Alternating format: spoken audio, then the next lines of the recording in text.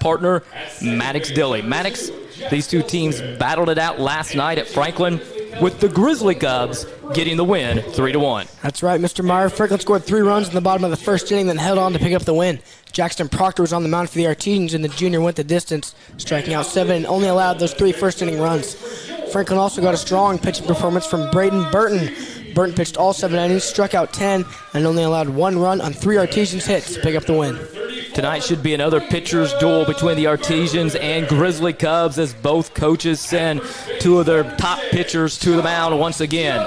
Martinsville coach Phil Webster will go with Reese Wolf, while Franklin first-year head coach Jeremy McKinney, a former Major League pitcher himself, will go with Brooks McNicholas. Reese Wolf has been outstanding for the Artisans this season, despite what his 2-3 record might say. The Notre Dame committer struck out 52 batters and only 24 1/3 innings pitched thus far this season. And in the other dugout, Brooks McNicholas has been standing out as well. McNicholas has a 0.0 ERA with 16 punch-outs and 13 1/3 innings pitched. Strikeouts may be the name of the game here tonight, Maddox, in the Mid-State Conference matchup between the Artisans and the Grizzly Cubs. Let's take a look at the lineup tonight. First, for the visiting Franklin Community Grizzly Cubs. First up for the Grizzly Cubs is number 14, Landon Basie. He'll be in center field tonight. Batting second is number 9, Karsten Bland. He'll be at shortstop. After him, it's number 5, Trevor Launinen, the third baseman. Then it's the designated hitter, number 25, Blake Smith. Then it's the catcher, number 16, Nash Netter. After that, it's the pitcher, the first baseman, number 20, Braden Burton. After him, it's the right fielder, number 11, Owen Bullington. Batting eighth is number 22, Jesse Castor in left field this evening. Batting ninth is number 2, Jack Nelson. The second baseman, and the flex player tonight is the pitcher, number 24, Brooks McNicholas.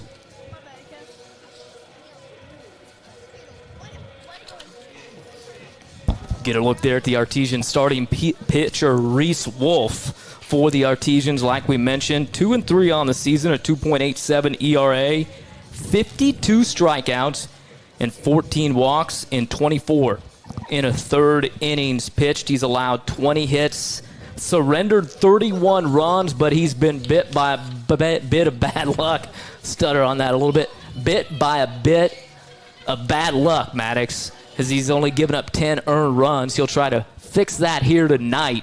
When they played home last time we saw them play, it was a pretty smooth fielding day for the Artisans, and we talked with the head coach from Franklin prior to the game, Jeremy McKinney, and he talked about the field and how big of a difference it is. Last night, he saw Martinsville field at his field, knowing here where you get the smooth hops and everything's kind of clean. He'll see how they field it here tonight at home. And we'll step on the mound here as the Artisans get ready to go in this first one. Opening pitch here for Martinsville.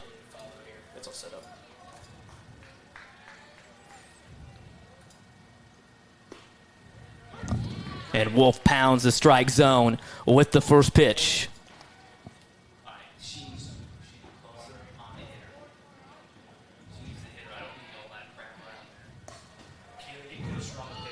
Next pitch in for a strike as well, and Reese quickly out in front, 0-2 the count. Last time we were here, like we said, it was a come-from-behind walk-off win by the Artisans over the Plainfield Quakers, and it was number 3 on the mound. That breaking ball hangs inside as Landon Basie, the center fielder, this bows out of the way just a little bit. 289 on the season for the center fielder, like we said, a double and 9 RBIs, 6 runs scored. Reese puts that one in the dirt, and Burris can't come up with it. So count runs to 2-2 now to the leadoff hitter for the Grizzly Cubs.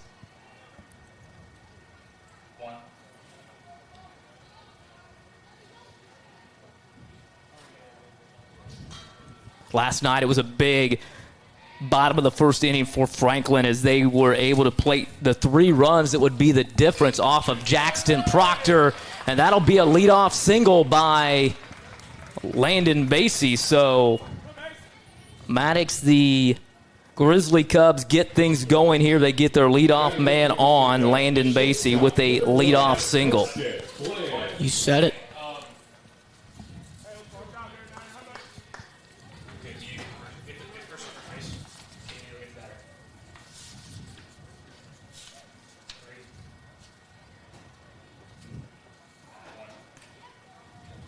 Basie with 5 stolen bases through the first 14 games. Franklin, as you saw on the graphic in the open, 7-7 coming in, and we talked with Coach McKinney prior to the game, and that's one thing he talked about was his team a little bit inconsistent. To be expected, maybe they're young this year, and are trying to find the right balance and be competitive on a daily basis.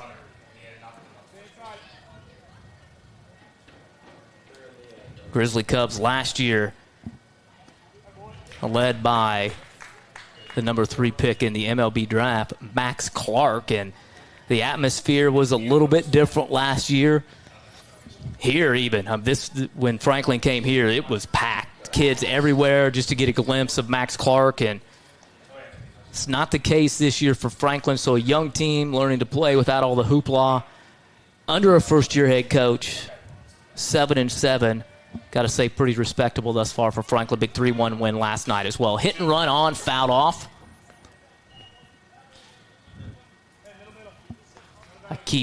Maddox, I've been here for 20, done games for 30 years, and I keep looking over in right field for the scoreboard.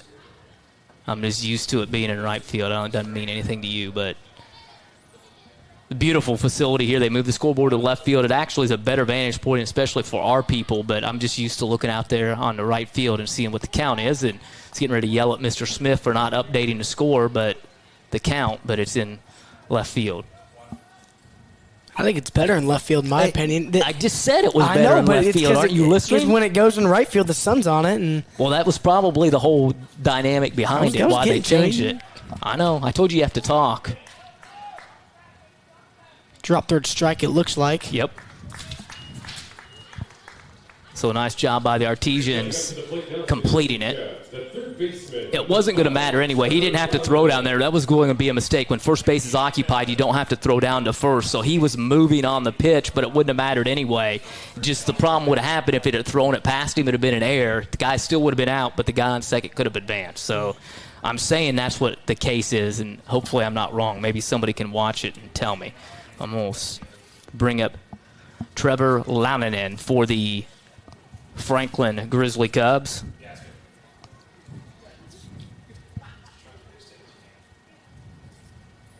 You can also write in there, Maddox, the division of your father's alma mater, which would be what? Division? Yeah. What division is DePaul in football? They are Division 3. Right. So if you just write D3 there as a drop third strike, too. I don't think I'm going to do that. I'm just going to write a big old K. Okay. And you have a good enough memory to remember that. Oh, you're right. I'll write D3.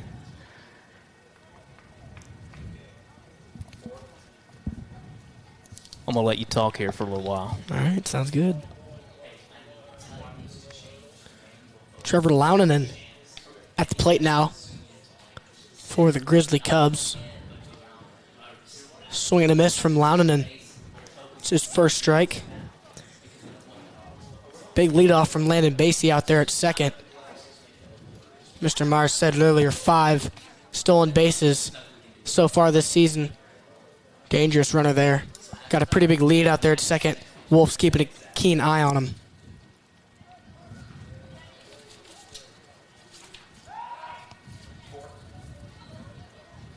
Decides to hold off on that. Proctor wasn't in place.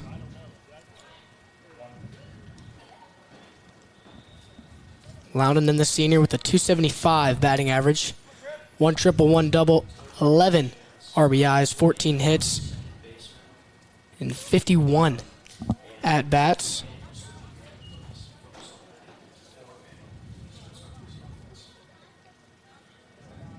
Got plexiglass down on the third base line, so that it's a little bit obscured. Our camera person, I'm going to give them the benefit of the doubt that they're actually in focus. It is the glass. I had my crack crew from the advanced kids have indicated that it is the glass that is having it out of focus.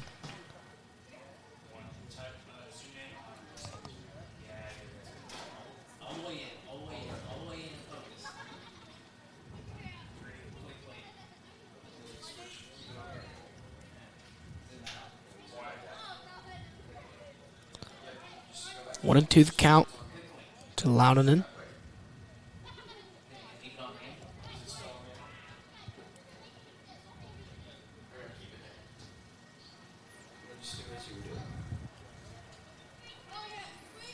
Runner going. Strike him out, cannot throw him out.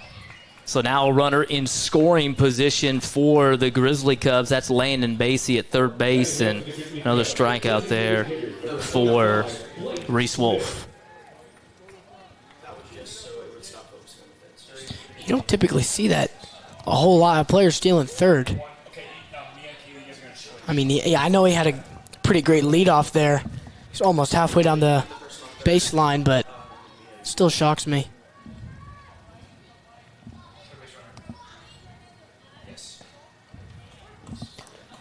And we're going to bring up Blake Smith, the designated hitter. He is a sophomore, and he is a big dude. I think he played football. I wouldn't doubt it. Do you not remember the name from football? No, I don't. He must have been an offensive lineman. He could have been. I think he was. But you don't pay attention to the other side of the ball. No point to. I don't play defense. It's true. Smith's got a 2.33 ERA, 2 doubles, 9 RBIs, 10 hits. And you mentioned ERA. I know you meant batting average I did. there. You're right. But he is a pitcher, and that's who we thought we were going to see here today. That ball gets away, and that will drop third strike, run scores.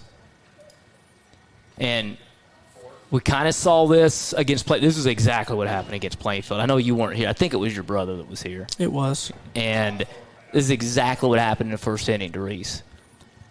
He got 4. He ends up with 4 strikeouts. I'm not saying he's going to get 4 strikeouts, but he struck out 3 people already, and they scored on a wild pitch. He got a little frustrated, kind of righted the ship, and just, control the controllables. The great Chuck Pagano would say that all the time. That's control true. the controllables.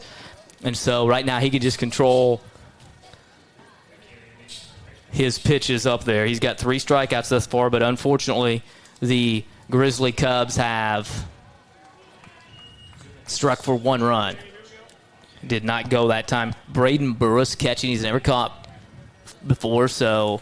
That's right. Burris had to step in the place of the injured Gavin Clements, catcher last year. Big senior year for Clements, but he got surgery on his hand, which he broke prior to the season. Bat on balls, Carter Dawson fields it for the 3rd out of the inning. That's that easy bounce that Coach McKinney was talking about. But they are able to get 1 run. They do it on a base hit and a drop third strike for the Artisans. That will end it for the top of the first frame. We will head to the bottom half. Franklin 1, Martinsville coming to bat.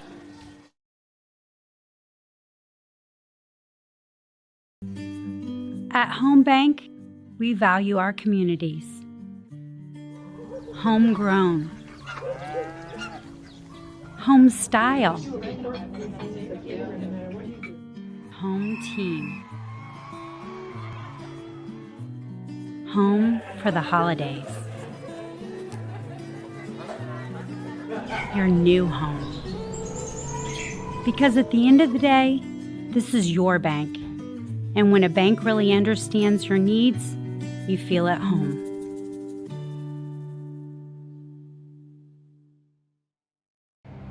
Some see a student athlete working hard in the weight room. We see a future leader learning there are no shortcuts to success. Some see a start to a swim meet. We see the starting blocks for life. Proud to keep education in front of athletics since 1903.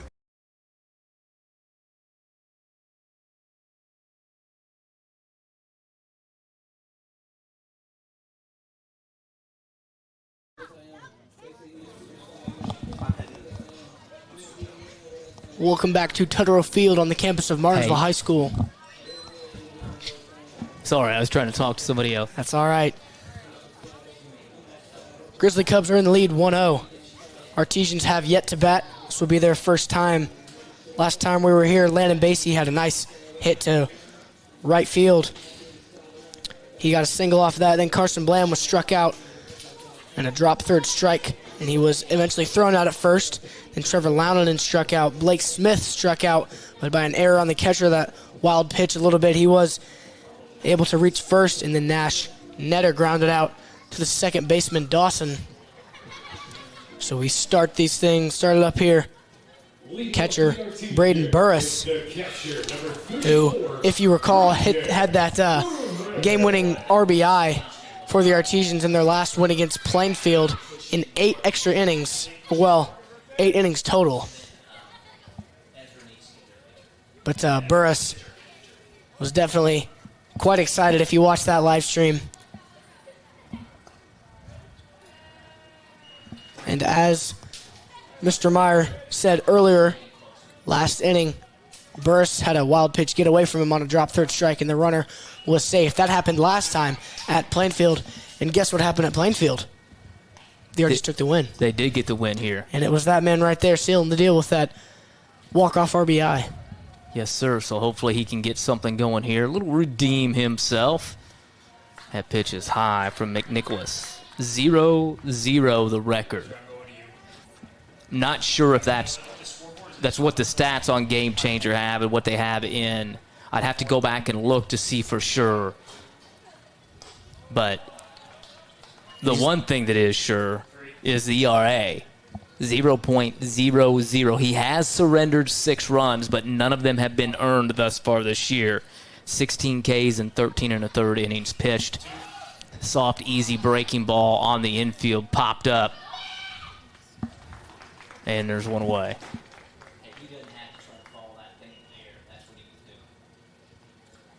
Batting up for the Artisans, the first baseman, number 10, Josh Jones. See if Jones can get things started here.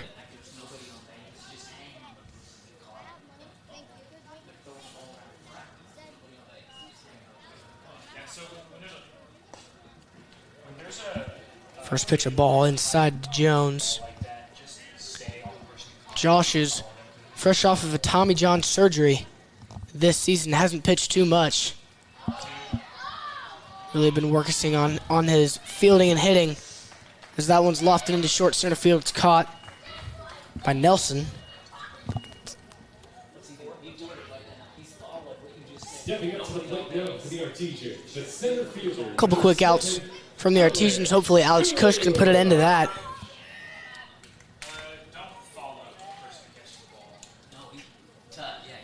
Cush is a senior. He's the leader of the team, coming from the players and Coach Webster.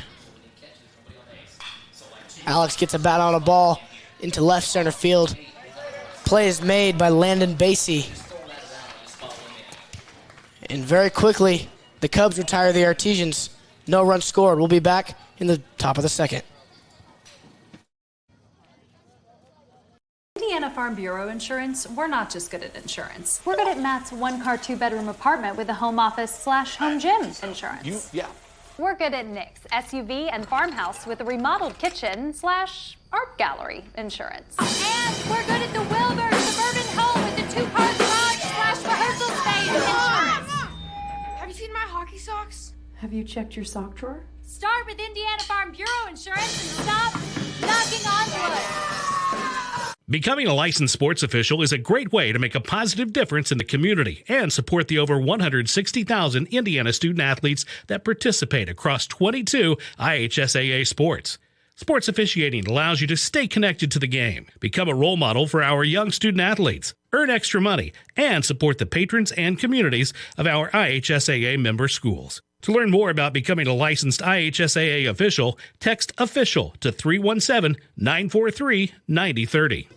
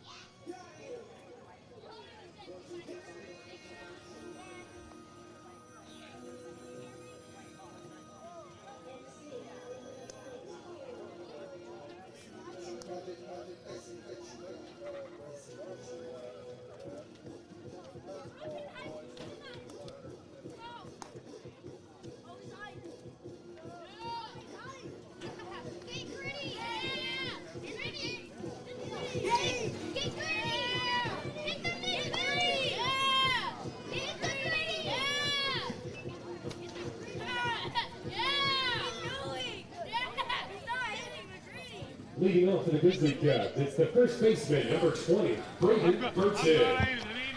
Hear a little bit of the youngsters down there. What are they saying, Maddox? To hit the gritty? Hit the gritty. That's right. what it sounds like. I'm looking over here. We've got a young, what looks like a, I don't want to say travel ball team, but I think it is. It's Dustin Huff over there geared up. They look good. The uniforms look good, sharp. They've got pinstripes, the little A on them. He's set, ready to go. Looked out. He's locked in. The fantastic athlete here at Martinsville, and a fantastic baseball player as well. I'm going to tell a little story here in a second, and hopefully he doesn't get mad at me, but this actually happened. So we were here at Tutterow Field, and I don't know what year Dustin was at this time. Maybe sophomore, maybe a junior, but we're playing Anderson Highland in a doubleheader here. And they had a kid by the name of Adam Lind. Adam Lind, if you guys are pro baseball fans, will know who he is. He was drafted by the Toronto Blue Jays, played, and so forth, so forth. Well, nowadays, the flat bill, wear your hat off to the side, that's like common, like, right? Isn't that like the style? I look out here, you see all these guys with the flat bill hat. Yeah, flat bills. But like Dustin graduated back, I don't even want to guess when it was. This was a long time ago. I'm sorry, Dustin, but Adam shows up as he's being heavily recruited. Adam Lind, a guy from in a doubleheader here on a Saturday from Anderson Highland, and he's already ahead of the trend. So a little bit like Max Clark, maybe a little bit ahead of the trend. He's got a flat bill, and he's got it turned sideways, and he's like cocked a little bit. He's playing, and at one point in the game, Dustin cranks a home run. As he's rounding second base, he looks to Adam Lind and takes his cap, his base helmet, and kind of gives it a little bit of shove to the side to show a little bit of sign of respect. I don't know, but I think Martinsville goes on and wins that game as well. But it was just kind of funny to see that little bit of hey, yeah, you may be the major league star, but I just hit a home run and we're going to win, because that's all that touch teams did here was win baseball games, and he won a lot of them. So, but just the things that I think that same game we had some kid that ran over and caught a ball, or that same doubleheader in right field, ran into the fence and flicked over the fence and caught it. Caught it, yeah. The fence used to be low. I want to say his name's Rooney. I can't remember. I'm old, Maddox. But, yeah, maybe somebody will remember those stories, but maybe not. I don't know. Ooh. Flashing the leather. Yes, sir. Those quick reflexes by number 3. He'll flip it on for the out. He had 2 away. So hopefully you were paying attention to Braden Burton. What did he do that I missed? He struck out. All right. I believe it was looking. Don't quote me on that. All right. We'll ask Mr. Smith. Was that a strikeout looking for the first batter, Mr. Smith? Yes, sir. All right. Let's go. Well, actually, it was a drop third strike. He was tagged out. Getting a lot of drop third strikes today. But he watched it, and then he dropped it. He watched it, and then I believe it was like a curveball, so it sank a little bit. Yeah, he was looking, and then the ball hit the bottom of the catcher's glove. Well, I'll tell you one thing. That's a nasty pitch that time by Reese, and we talked about it coming in. He's don't be fooled by that 2-3 record, or even the 2.87 ERA. Dude struck out 52 guys in 24 1/3 innings pitched. I mean, he's going to Notre Dame for a reason. Yes, sir. We had one of those guys last year as well, Kevin Reed, the lefty. And Reese got in a little bit of groove when your brother was doing the game, the Plainfield contest. He struck out 8 in a row at one point in time in the game. I know. You wish you could have done that when you're down at Artisan Little League. I sure do. Actually played with Reese on a Canes team. There you go. And that's the evidence of those nice little hops that Coach McKinney was talking about. Perfect right to the glove. Can't complain. Right to the glove. Can't complain. Jackson Proctor up with it. Rifles it on the first base. That'll do it for the Grizzly Cubs. In the top of the second, we'll head to the bottom half. Franklin out in front, 1-0. The IHSAA Student Advisory Committee is a group of 9 junior and 9 senior student athletes from across Indiana, nominated by their principals, who serve as a liaison between the IHSAA and the student-athlete community. The SAC provides input and feedback to the IHSAA on a wide range of issues related to high school athletics. The SAC meets several times each year to receive hands-on leadership skills and to discuss issues related to high school athletics, including sportsmanship, safety, eligibility requirements, and the overall student-athlete experience. The committee also works to promote the values of high school athletics, such as teamwork, respect, and perseverance. The SAC organizes and participates in various community service and leadership activities throughout the year within their home communities and as ambassadors during IHSAA state championship events, as well as planning and administering the annual Student Leadership Conference, where student athletes come from across the state to learn about leadership and teamwork. The IHSAA Student Advisory Committee plays an important role in representing the voice of student athletes in Indiana and helps to ensure that high school athletics in the state remain focused on promoting the well-being and development of all participants.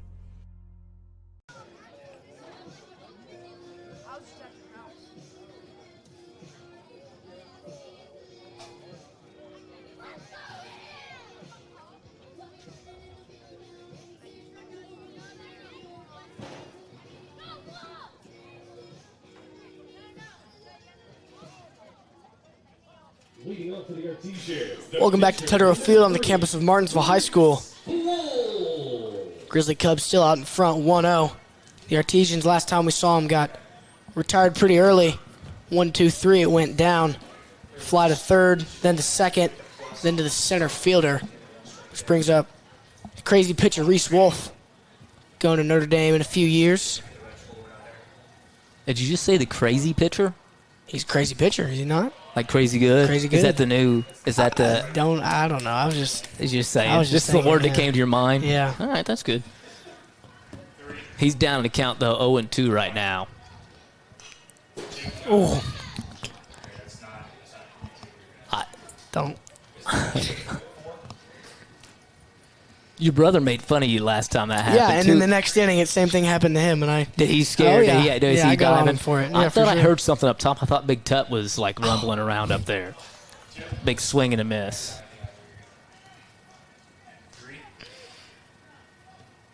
But he's hanging in, so. Is his camera focused in now? It is. Like my mic was off for a second. Reese Wolf. Hard hit ball on the tennis court. They're having a match right now. Looks like no injuries resulted. I think that might have cleared the tennis court and went into the stands. No prevailing injuries, it appears.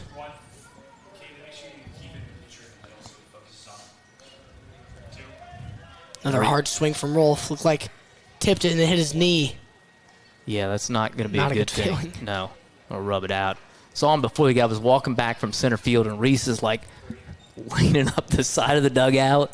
I thought like he was like rubbing up against the side of the dugout like he was.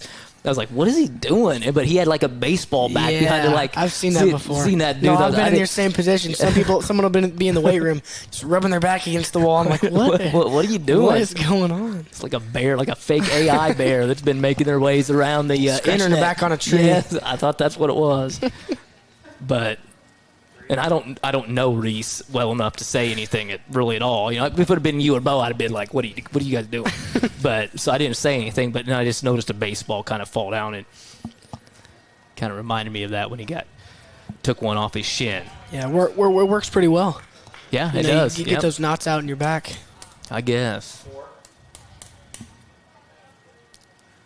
Wolf steps in from the left side, sporting that number 3 that his dad wore here as a basketball standout, all-star for the Artisans.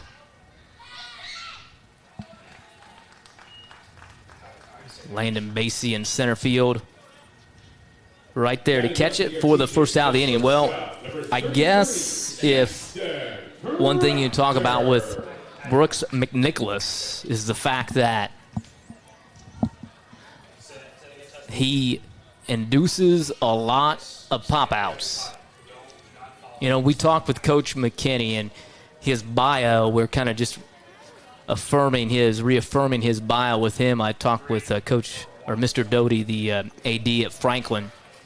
We always try to email the coaches ahead of time, and we just had that it was still their old head coach because that was what was on their websites and everything. And we had to communicate with him, and Mr. Doty does a great job over there at Franklin and also helps us out when we have something. So I had emailed with him a little bit and got a little bit of a backstory on Coach McKinney and his coaching background. He is a cop, so he wasn't able. He works overnight. That's right. He's working till 8 a.m. this morning. Working till 8 a.m. in the morning, and so he didn't check the email. But he had a good chat with him prior to the game, Maddox, and we asked him about his background. He was a pitcher here at Franklin, went to Indiana State, and then 3 years in the Washington National system. And so I asked him about his ability as a former pitcher, a former Major League Baseball pitcher, in a national system, if it's easier or harder, he can help with his pitchers. And what did he say? Yes, he said whatever you throw at him, he can call it out, but it's just the fact that he has to get his players on the same page as him. Yeah. And that's the difficult part of coaching. Absolutely is on every level. A lot of these guys, they know it, they've seen it, they can communicate it. Now you just got to get your players, A, to understand what you're saying, and B, to listen to it. Yep. And right there, Jackson Proctor acknowledging the dugout with a one-out base knock to right field. Stepping up to the plate now for the Artisans, the third baseman, number 6, Jackson. More coaching staff on the Plainfield dugout. They have a pitcher who went to Indiana Tech. They have a pitcher who went to Indiana State. They have Coach McKinney, played for the Nationals. A lot of experience there in that dugout, but it's just the aspect of getting your players to listen to you, because they have a lot of experience and they know what they're talking about when they talk, but it's just about getting those players on the same page as you, and it's really the difficult task of coaching. Yep, and a young team that he has, and so getting it done. They're out in front 1-0. A good pitching performance last night. Like he said, pitching saved his team. He wasn't very happy with the way his team played last night, but was extremely happy with the pitching performance they got to win. And thus far right now, just through an inning and a third, they've done all right. A little hit and run on that time by the Artesian veteran in the dugout, which is Phil Webster. Webster, longtime coach at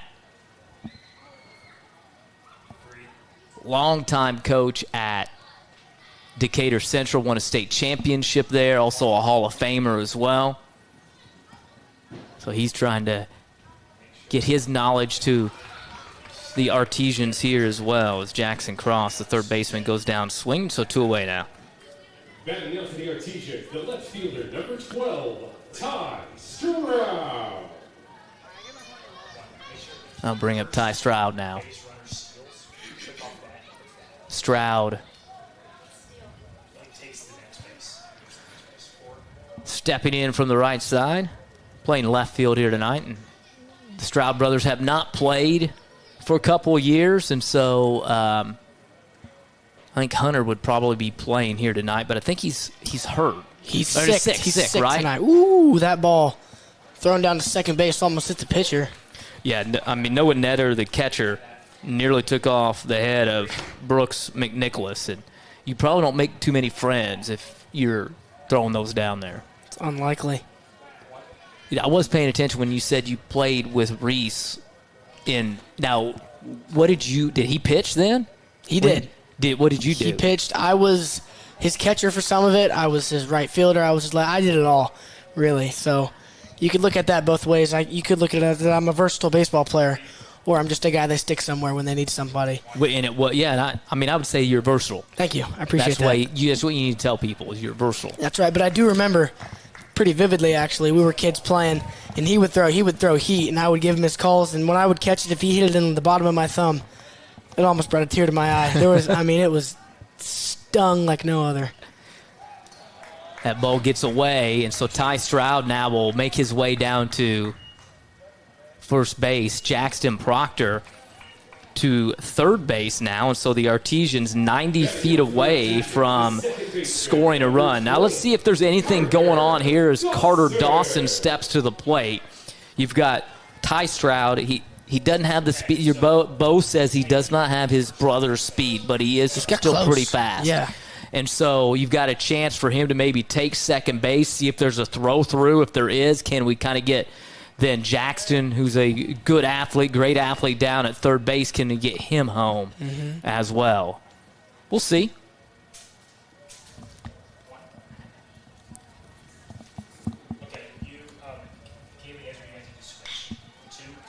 That will get through the left side. Proctor comes around to score. Carter Dawson delivers a one-out base knock, or two-out RBI single, we'll say, and the Artisans have tied it up at one apiece. Dawson was at a bit of a slump there. He hasn't done incredibly well during the season. I know he's been improving, getting a couple balls in the outfield, and that one just sneaks by the third baseman. Dawson's looking to step out of that slump, and that's a great sign for the Artisans. And that's another benefit of playing on the turf here. On grass, that ball probably stays down a little bit. Right. And so, that's what Coach McKinney talked about, the fact on playing on turf. And he wants turf there at Franklin. They've got everything else there at Franklin. It's a beautiful campus over there. And so, but the difference is with playing on turf, now it could have popped right over top of the guy's head on a natural grass field as well, but it also could have got caught up in the grass. Ball gets away. Yep. Dawson's going to take second. Stroud will get third. Now, this is a good opportunity here for James Ritchie to come in and maybe just put something in play, put a little bit of pressure on the opposing team and see if you can get anything home here. You got two base runners out there.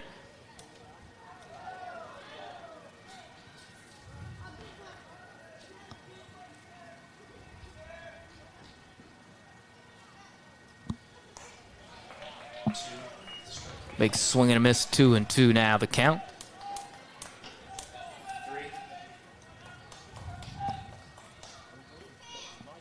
See what the call is here with runners on second and third and 2 outs.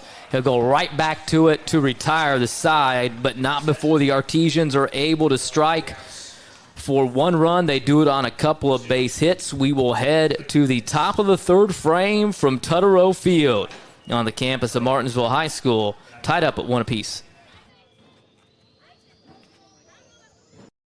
We just got a good group of guys that can shock some people. We know what we're capable of, and there's no secret recipe to that. We're just going to work hard and, get to where we want to get to. Let's go!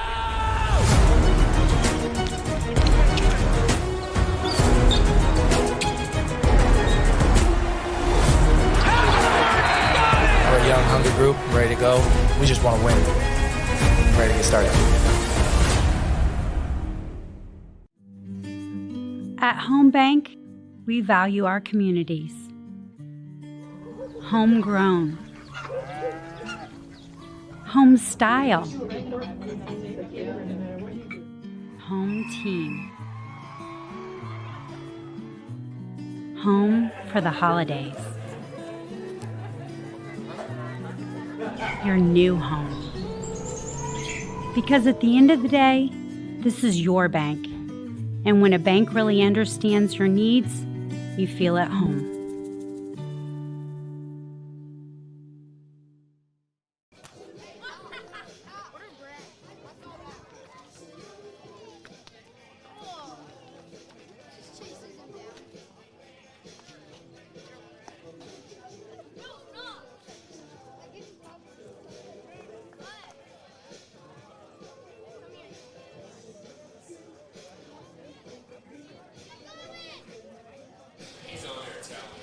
Welcome back to Tutterow Field for some Artesian baseball. Top of the third inning here. Grizzly Cubs are at the plate. Last inning went pretty quickly. 6, 7, 8, all of them got out. Burton struck out looking. Bowling grounded to the pitcher, Wolf, and Castor grounded to short. Jack Nelson, the 9th batter for the team, gets it by and into the outfield for a base hit. Hot way to start the inning.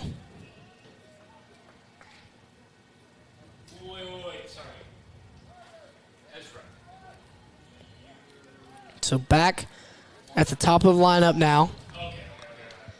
Basie at the plate. Wolf checks first.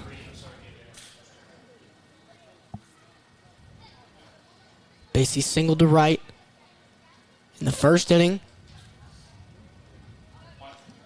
Wolf keeping an eye on him.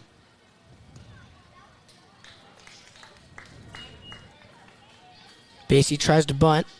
Does not get a bat on it.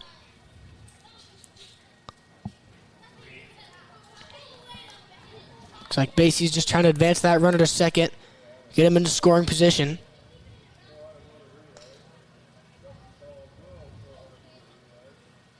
No bunt this time from Basie. Swing and a miss. Nice pitch from Wolf in the bottom corner. 0-2 the count to Basie.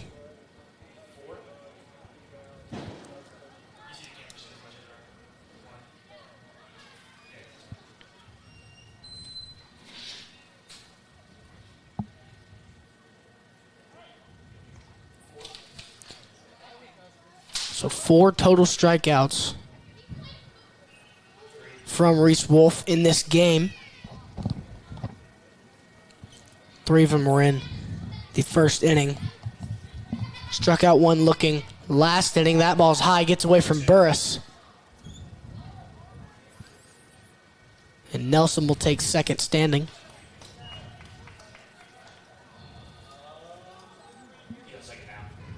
So leadoff single by Nelson at second.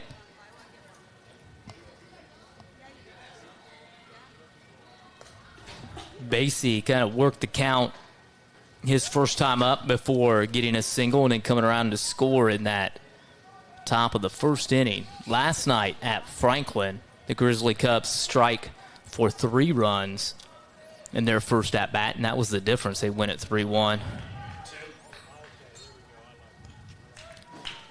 Another drop third strike.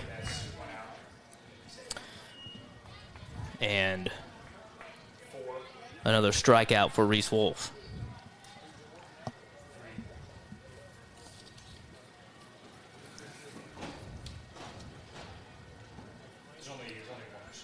Karsten Bland will come to the plate. This shortstop is only a freshman at 306. Coach McKinney said it was a young team.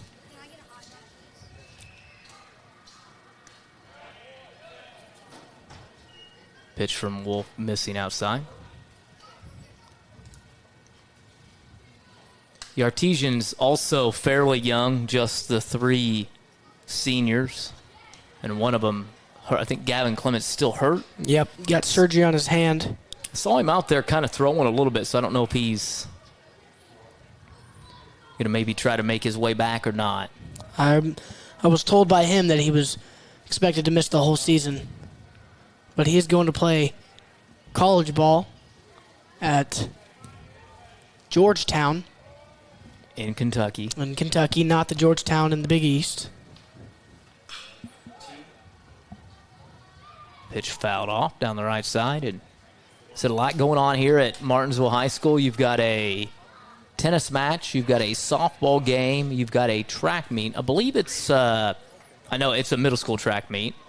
You've got a beach ball on the field. I don't know who threw that, but if that was a little kid, maybe they kicked it. They had to have kicked it. I'm going to say, if that was a little kid that threw that, man, may want to go sign him up or her.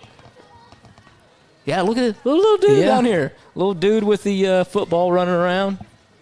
I thought it was Knox Gardner for a second. I saw him go chase that foul ball. You get bubble gum. Well, I don't know if they give bubble. They used to give bubble gum back. They don't do it anymore. He knows what I'm talking about. You're looking at me like I'm crazy.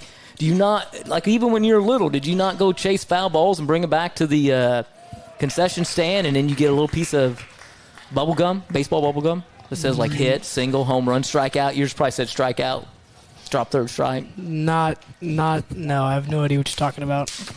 I'm not sure if you're dissing on me here or not. I'm not. Absolutely not. What I'm saying is, but you've never seen the bubble gum?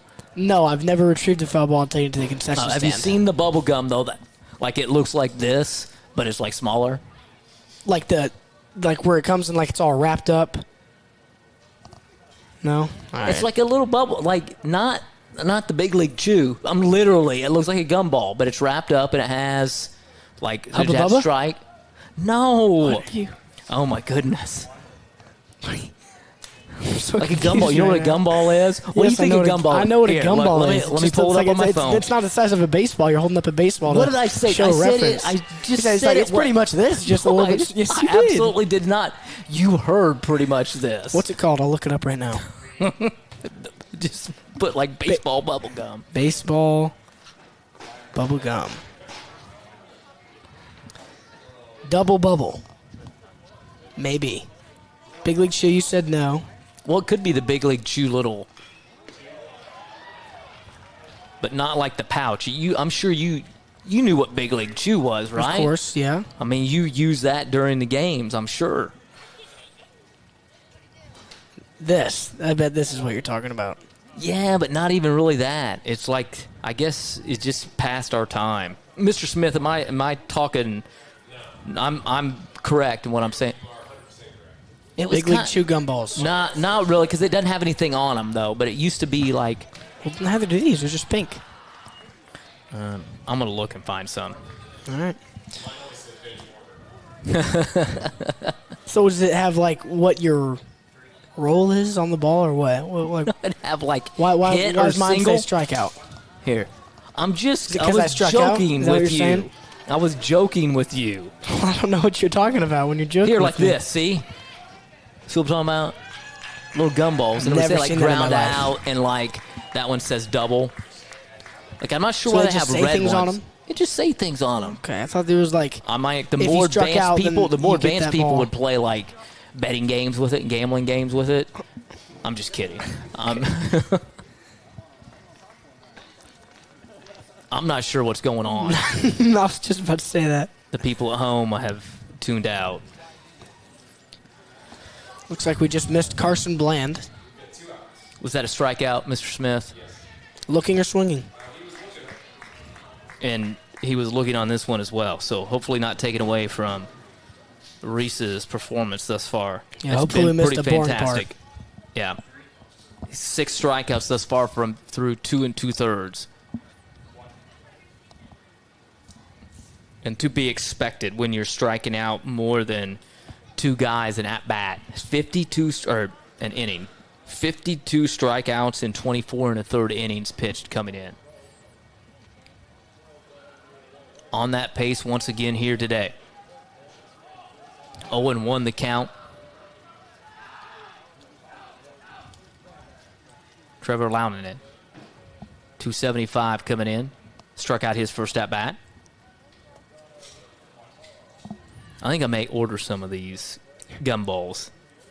What flavor are they? They're Does it like, vary? well, I mean, they probably last, Mr. Smith? Maybe like 30 seconds of flavor before they go away. But you can get 850 of them for $27.95. 850 of them? Yeah. For $27.95. That's looks look, like a steal to me. Here's the home run white bait 850 count. Look at them. See? You've never seen those. Never once. Oh my goodness. You didn't do that at when you're down at Artesian Little League? Well, you got cheese fries there.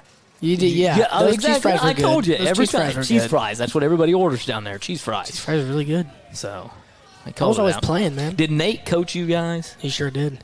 All right. Nate and Bill Ham. Nate and Bill. How did you end up? Hamilton, not Ham. How did you end up with Reese on your team then? Well, it wasn't a Little League team. It was a travel team. I used to play travel. I said Canes. The Midwest I forgot Evo that. Shield Yeah, I wasn't Canes. paying any attention to you. Yeah, I used to be a travel ball player back in my prime. Yeah, I bet he knows he's about a big it. name. He probably I bet does. if you ask him, he would tell you. Well, yeah, he'd probably know right away what we were talking about.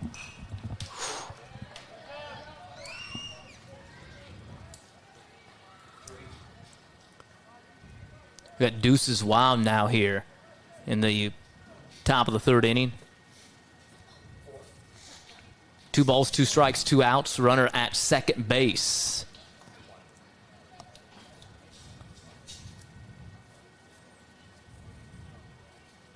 Trevor Loudon.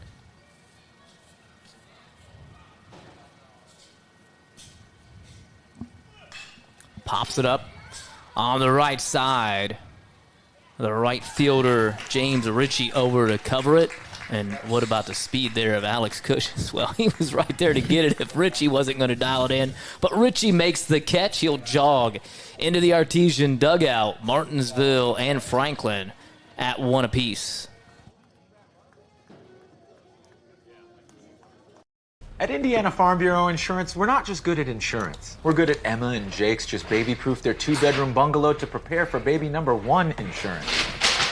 We're good at Madeline and Chance's just gave in and became minivan people to make room for baby number 2 insurance. And we're good at Gabby and Nate's just moved to a house with a bigger backyard to welcome fur baby number 3 insurance. Start with Indiana Farm Bureau Insurance and stop knocking on wood. Some see a student athlete working on a shot. We see a powerful lesson in persistence. Some see a student preparing for success on an exam. We see a student athlete preparing for success in life. Proud to keep education in front of athletics since 1903.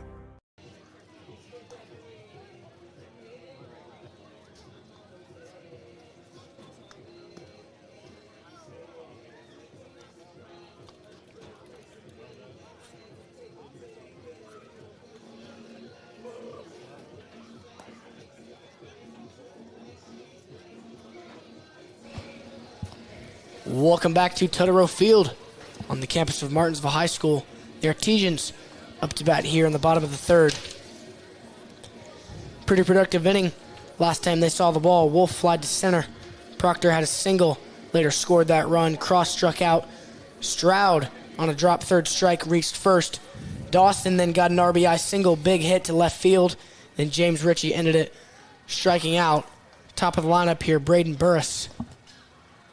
Swing and a miss. We came in thinking this would be a pitcher's duel Maddox, and it's kind of held up to that thought here to begin with as we get a leadoff single. That's good news for the Artisans and Braden Burris to bring up Josh Jones now. But through 3 innings of work, Reese Wolf has gotten to work. 6 strikeouts for him. He has surrendered a couple of base hits and 1 run.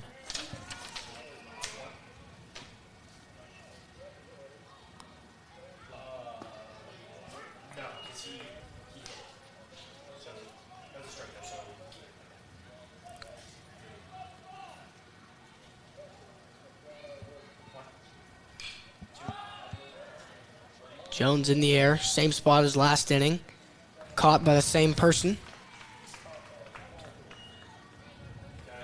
Second baseman Jack Nelson having a pretty good start to this game.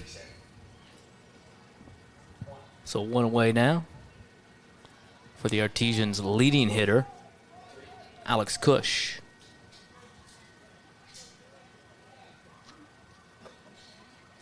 Now, Nate Long was telling us some news about Alex. Is that right or not? We don't want to verify. Do you remember what he was telling us? Were you not in there first period? I was not, no. I was in the college showcase. He said Alex is going to Purdue, but I'm not sure if that's the case or not, confirm. so we can't confirm here.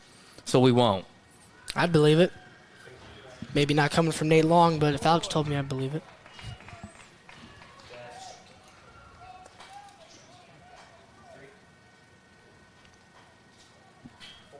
We did a package preview of the Artisans this year, and Jack Reeves interviewed Coach Webster, and he had high praise for Alex Cush and was trying to find it hard to understand why more Division I coaches are not after him. But kind of got the makeup and the build.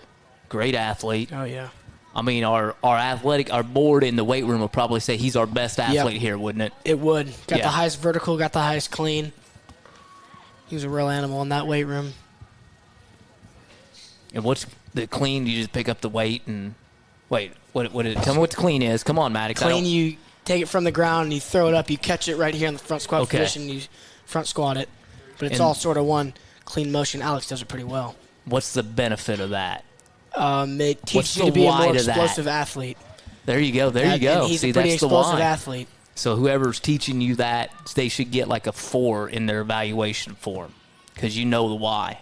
You have no idea what I'm talking about, but not a clue. Okay. Purdue, going to Purdue. Future Boilermaker. Ooh.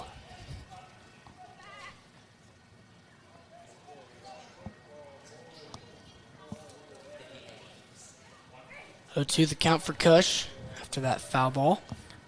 I believe that Alex going to Purdue, kind of getting that verified there, and that thinks he may try to walk on to play baseball there. I think he'd be a good pickup.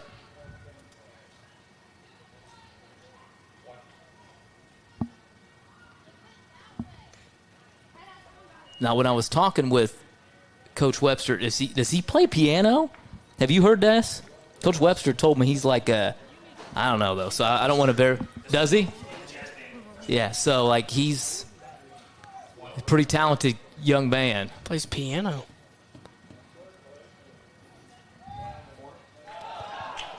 Ball gets by the first baseman. Burris will take off to second. You can also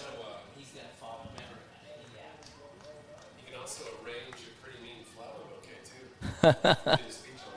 too. According to our speech teacher, if you didn't hear that, Mr. Smith, he can arrange a mean flower bouquet as well. Did a speech on it, so it's pretty good stuff to know there.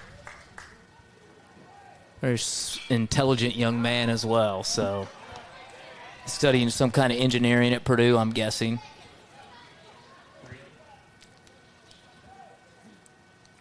And right now he's battling Brooks McNicholas, trying to get a base hit here. He leads the Artisans in just about every offensive category. He does have 3 long balls. That's second on the team, and lays off of that pitch outside. You know, I would say Alex is a pretty good actor as well. Me and Bo went out here to the baseball field to shoot something. Not gonna say what. We'll keep it a secret. But Alex is a pretty top-tier actor, in my opinion. Pharmacy, what he's going for, I believe, is what Mr. Smith says. So, yeah, you guys have been producing some stuff here at a rapid rate in the production phase of it. We haven't gotten to post-production yet. That'll be interesting when we get there. But you've been pulling some athletes around, and we've had some good stuff. Oh, yeah. They drove in a golf cart on the track the other day. Another foul ball for Alex Cush. Have you been keeping track of those foul balls? No, I don't know. You and yeah. Nate did that Don't one year. get me started. So, Me and Nate, I think 8 in one at-bat was the record that was set. And I think Alex has at least 4 right now. I do not have the attention span to be able to do that and stay locked in that long. So I'm sitting here twirling the baseball around me. Something to do. Big League Chew baseball. Yeah. Still don't know what that is. Well, you know what Big League Chew is. Yeah, but I've never seen those little gumball, those things. That's what they have now. Now that you can go buy it at Dick's Sporting Goods, and that's what like last year. So like daughter helped. So Alex will go down swinging a big out that time for McNicholas. But my daughter was coaching a softball team last year, and so the kids wanted that Big League Chew, the little gum balls in between to get it. Those kids wanted those balls? Yeah, the little kids. How do they know what it is? But I don't know what it is. Well, I mean, it wasn't not the ones that we're used to, but the Big League Chew, the pink ones or whatever they are. Oh yeah. You know what I mean? So I don't know. The company making the Big League Chew now, they thought I don't know. Probably to put that candy coating on the outside of it is probably an extra process that they didn't want to do. So it just looks like the inside of one of the baseballs now that you eat from Big League Chew, which is, that was the thing back in the day. When you get yourself some Big League Chew and get a big shredded sticks of bubble gum. Like $5 a pack now. 3-0 the count to Reese Wolf.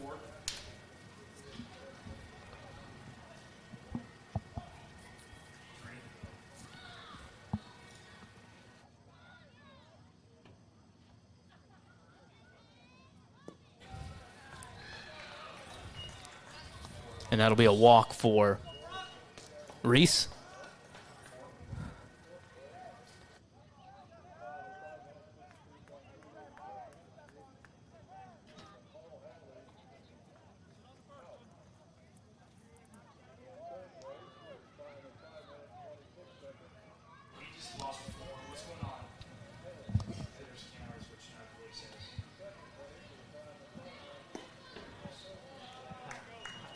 First pitch low to Proctor. Proctor had a nice single in the second inning. He later scored a run. Artisans with something going here in the bottom of the third inning. 2 on and 2 out.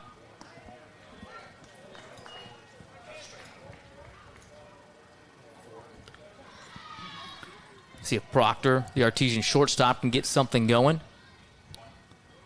Went the distance last night on the mound, the 6 innings for the Artesians, 7 strikeouts, but tough luck loser in that one.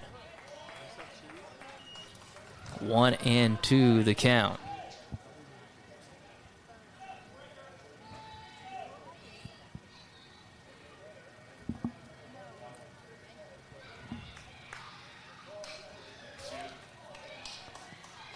Pitch fouled off. There's one. Yep.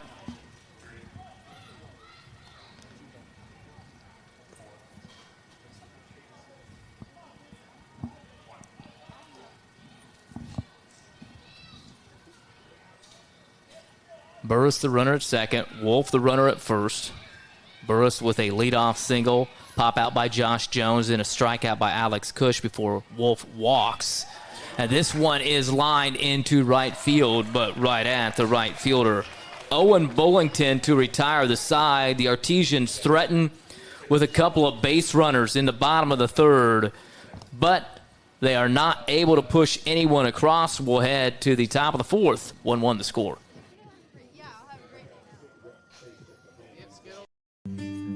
At Home Bank, we value our communities. Homegrown. Home style. Home team. Home for the holidays. Your new home. Because at the end of the day, this is your bank. And when a bank really understands your needs, you feel at home.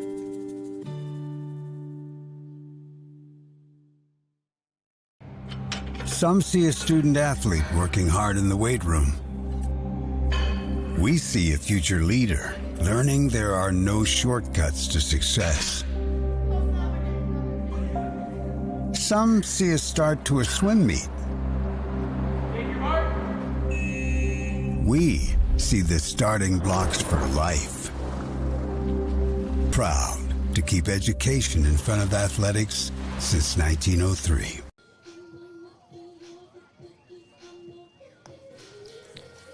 Some future Artesians enjoying the night here, playing a little baseball game themselves down the left field line. I think those were the kids who had that beach ball looking thing on the field at one point. Probably had to move their game over there so that wouldn't happen again. Pretty good crowd out here on a nice night. A little humid. Not the most ideal situation to be wearing, I don't know, like sweatshirts outside or anything, but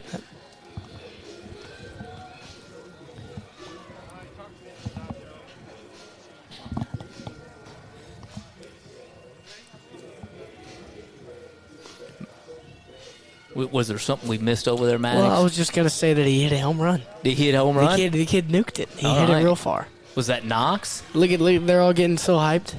No, it was not Knox. I'm not sure who it was, but high pitch, and he took it. Punches it out? Sent it, oh yeah. All right. But enjoying the ballpark, that's all part of the atmosphere. Coming out here, that's what Coach Webster wants to try to do. He wants to get the young kids involved down in the Little League. Also people that aren't playing in the league but are having their own travel team and those kind of things. And that's what it takes a lot of times. So I think they're batting with a shoe. Well, yeah. About that. That's how you learn how to hit. Is there somebody down there keeping Game Changer on that game too? I mean, they've got like a phone and they're down there watching. I don't know. One guy we're watching is the guy on the mound. That's Reese Wolf. He's been fantastic through the first 3 innings. Hits the strike zone that time. The guy at the plate is who we thought, Blake Smith. We thought we would see him on the mound today, but not the case. He'll step in now and await the 0-2 offering from the Artesian sophomore right-hander, Reese Wolf. Rocks and fires, fouled off. And he said he catches it. So now Coach McKinney's going to come out and protest, say, no, it hit the ground. He bounced up and he caught it. He'll ask the umpire down the first base side. We have 2 umpires here tonight. Last time we did this, we had 1. So let's see what this conversation is going to be. Nick Tutterill following this. Let's see. We need to mic these guys up. He's like, I don't know. I didn't pay any attention. So they're going to say it's an out. And that is strikeout number 7 for Reese Wolf. So keep that train going, young man. 7-0 Martin, or 7 strikeouts Reese has thus far through 3 1/3 innings work. Giving up the one unearned run. I'll get it right.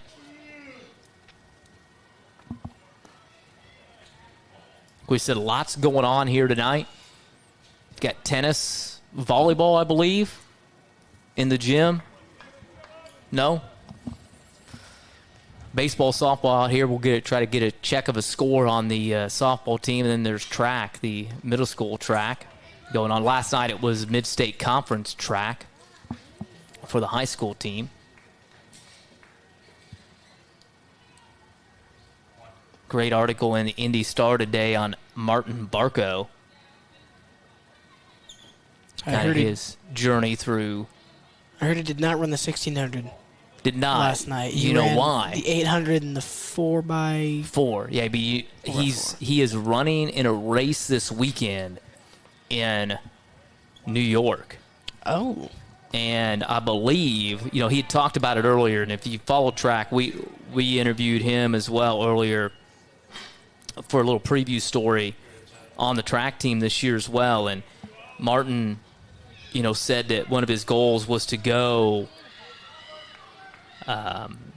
sub-4 in the mile. That's right. And his soccer coach, Willie Spina, says that he has full confidence in Martin. He knows Martin's work ethic, and he knows that he can get it done if he says he can get it done. And he's entered in the Trials of Miles at New York City's Randall's Island. And so he'll be shooting to try to go. He actually marked that on his calendar. He said that's where he thinks he may try to do that. That was after he won the Franklin Central Flashes Showcase, where the top 1,600 runners in the state always compete every year, and Franklin Central puts on a great event. It's an awesome atmosphere, and he was the first boy to win that twice. He won it this year. He kind of came out of nowhere last year and beat Cole Mathieson, who was a big name, and did that. And after that race, he told David Woods, who's a writer for the Indy Star, a special writer for the Indy Star on his own, that he thought he would try in that race coming up this weekend to go sub-4. And so best of luck to Martin trying to do that this weekend. And you mentioned Alex Cush being the good actor. I don't want to give too much away, but Martin's a pretty good actor, too. Martin's pretty good, too. And the best part was us flooring the golf cart, and it was like it was no problem for Martin. Problem. That was his pace. Problem. That was like his warm-up play. Yeah, it was a full-speed golf cart. Speed golf cart. Not to name any names, but some other people couldn't keep up quite as well as Martin. And that is 2 outs now. The Artesians got a little confused here. There's another strikeout. Nash Netter goes down swinging. Actually, it wasn't not Nash Netter. It was Burton, I believe.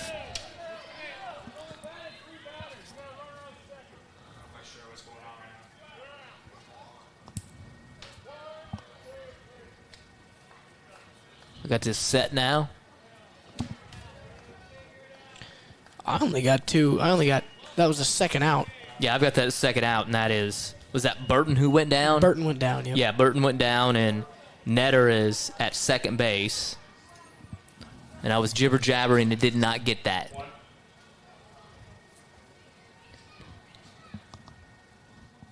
Did Netter strike out? No, the guy that's at second base. I also zoned out.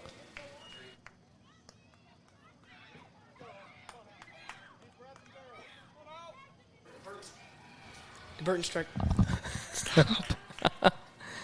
Sorry, Maddox. We're sitting here we're having myself and Mr. Smith are having a discussion on how the guy got out at second base, and he's at second, and like how the guy got there to second base. I didn't know you were asking that. We were asking this question, and Maddox was like, he walked. He walked. And we knew. I thought you were asking how Burton got out. We knew he struck out. Swinging or looking?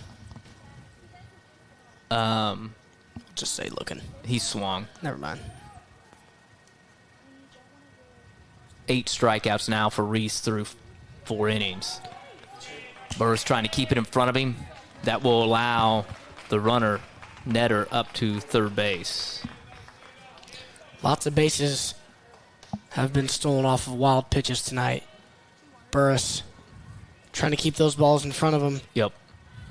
It's a lot tough. of them, yeah, a lot of them and are in it's the dirt. tough how you score them, too, because they are in the dirt. They're in the dirt, and you don't know, you're going to call it a wild pitch, or you're going to call it a pass ball. Yeah. It just depends on who's scoring it. And I haven't looked at the game changer. Now, Reese's dad, Ryan, is scoring it. That is a wild pitch. Yeah. Hits in front of the dirt. And that's one of the things, Reese mad at himself right there. And that's the second run comes in. And, again, Franklin has not put the ball in play at all here today. They take an advantage of a single and a couple of pass balls in the first inning here, a walk, a couple of wild pitches and pass balls as well. And all of a sudden, you've got a 2-1 lead. So see if Wolf can settle down here with 2 outs.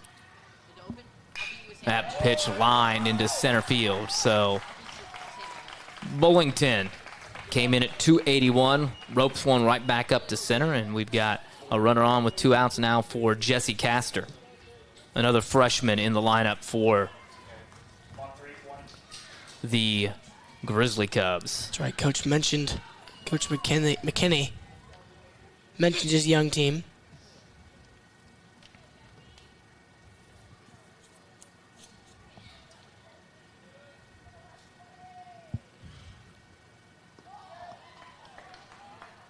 Pitch in the dirt a little bit, picked that time by Burris. And credit to him, he is not caught for a while he comes in. He's kind of been put in that position where they're trying to find somebody to catch. And a couple of years ago, Martinsville had the luxury of having a couple of catchers. They actually had Riddick Bolton and Andrew Payton. The fact where they moved to Andrew, who was his natural position, was catching. That's when he was going to go to U of E, and that's where they moved him. That's where he was going to go, but he played out in the field because Riddick could catch as well. The Grizzly Cubs fly out to left field and Ty Stroud to end it here in the top of the 4th inning, but not before they're able to take advantage of a walk, a couple of wild pitches to get the run home. They lead it heading to the bottom of the 4th, 2-1. Indiana Farm Bureau Insurance, we're not just good at insurance. We're good at Matt's 1-car, 2-bedroom apartment with a home office/home gym insurance. We're good at Nick's SUV and farmhouse with a remodeled kitchen/art gallery insurance. And we're good at the Wilbur suburban home with the 2-car garage/rehearsal space insurance. Have you seen my hockey socks? Have you checked your sock drawer? Start with Indiana Farm Bureau Insurance and stop knocking on wood. Becoming a licensed sports official is a great way to make a positive difference in the community and support the over 160,000 Indiana student athletes that participate across 22 IHSAA sports. Sports officiating allows you to stay connected to the game, become a role model for our young student athletes, earn extra money, and support the patrons and communities of our IHSAA member schools. To learn more about becoming a licensed IHSAA official, text official to 317-943-9030.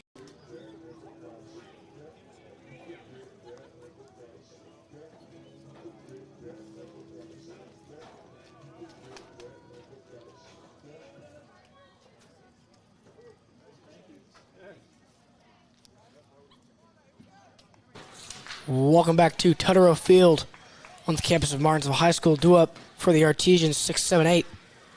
Jackson Cross, the freshman in here. That ball gets by. Ty Stroud will be up next, and then it's going to be the 8th hitter in the lineup, Carter Dawson. We said this would probably be another pitcher's duel, and really it kind of has been. Through 3 innings, the Artisans have mustered about 3 base hits off of Brooke McNicholas. They have scored a run, and I've got that officially as his first unearned run given up all season, or first earned run given up all season. He had given up 6 runs coming in through 13 1/3 innings pitched, and I have him giving up a earned run in the second. Now he gives up a walk to lead off to the Artesian freshman there.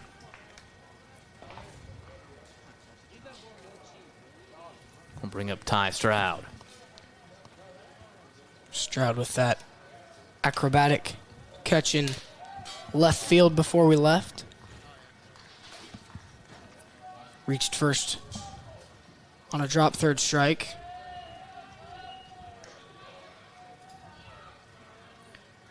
I go to our game changer and see that indeed McNicholas credited with his first earned run of the year.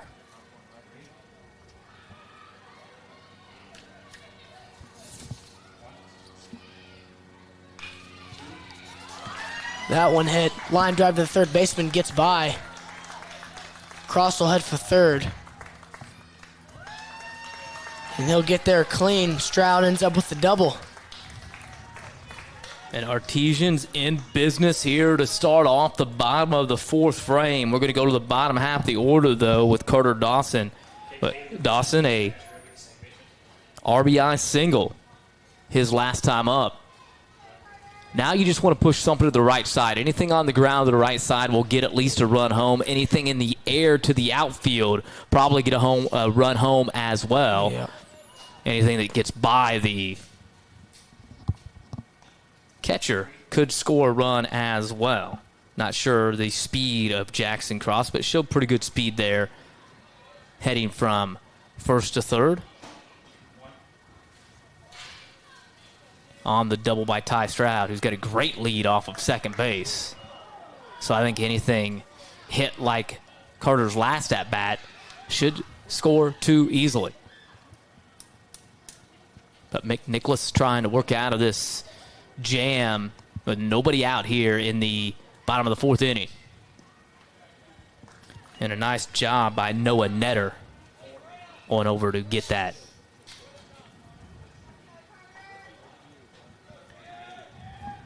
And you're watching here for the first time. If you haven't seen the new turf fields here, you should get out and take a look up close and personal. They are fantastic. All the outdoor fields turfed. Doing it for durability and playability. Lots of games rained out on the old natural grass. So the turf field's paying dividends. And these are kind of a unique turf field. 3 actual different types of turf here to put this together. Like we said, it works with the playability and durability. The infield turf for baseball and softball actually made with some walnut husk and coconut husk as well that makes it less bouncy. Yeah, I mean, if you go and look at it, if we talk with Coach Staggs about it, Mr. Staggs, and we're going to see Coach McKinney make his way out really quick to get McNicholas, and I think we may see him make a change. We'll see who the new pitcher is going to be. Yeah, no outs here. Those bases are loaded for the senior James Ritchie in right field tonight. Now, Ritchie, his last time up, he struck out, so strikeout would be large for McNicholas here. I know Mr. McKinney, Coach McKinney over there trying to, I think, give his pitcher a little bit more time to warm up. I can't quite see the number of the player out there. Maybe we can relay that to 12. Nick Tutterow. Is it number 12 that's warming up? Yeah. That's what I saw. And that would be who then? Lane McElya.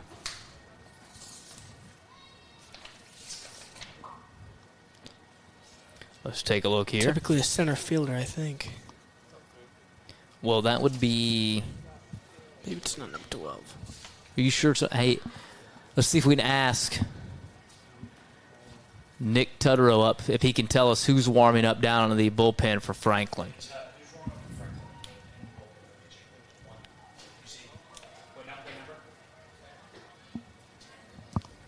You were close, Maddox. It's number 10. Wyatt Mitchell. Wyatt Mitchell.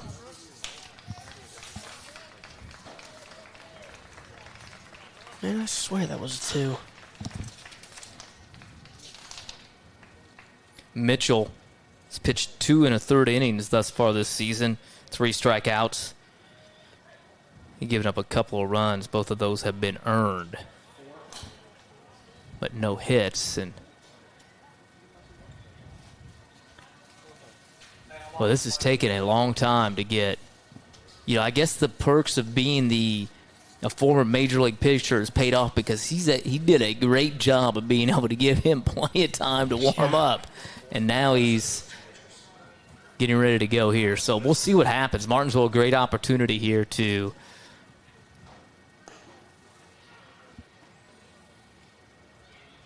take advantage with runners on every base, nobody out. You get the number 9 hitter, but then you get to go back to the top of your order. So see if Martinsville can maybe get something going here. Grizzly Cubs doing some stretching here.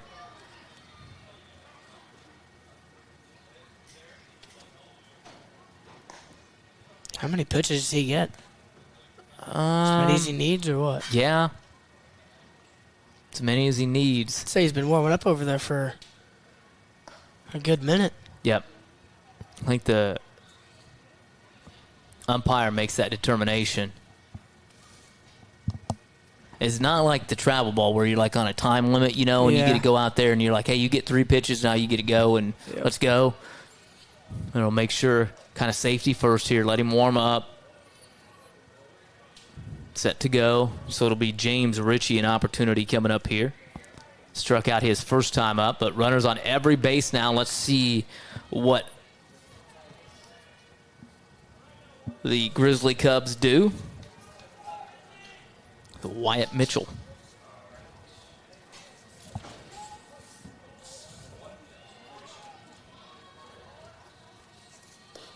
And his first pitch is high. Like we said, Mitchell, 2 1/3 innings pitched on the season, 3 strikeouts, surrendered a couple runs. Both of those are earned without giving up a hit or a walk.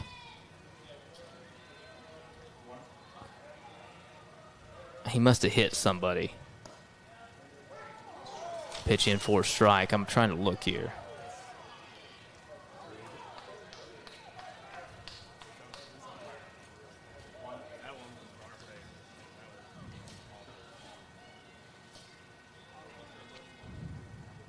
Yep.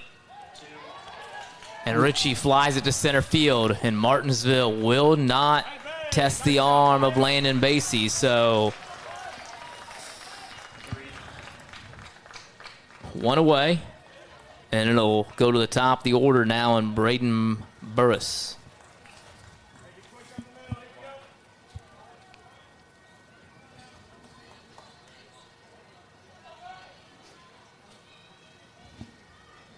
Burris singled his last time up.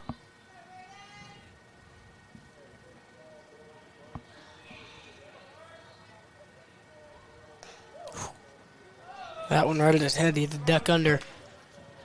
Said he's hit a couple of guys.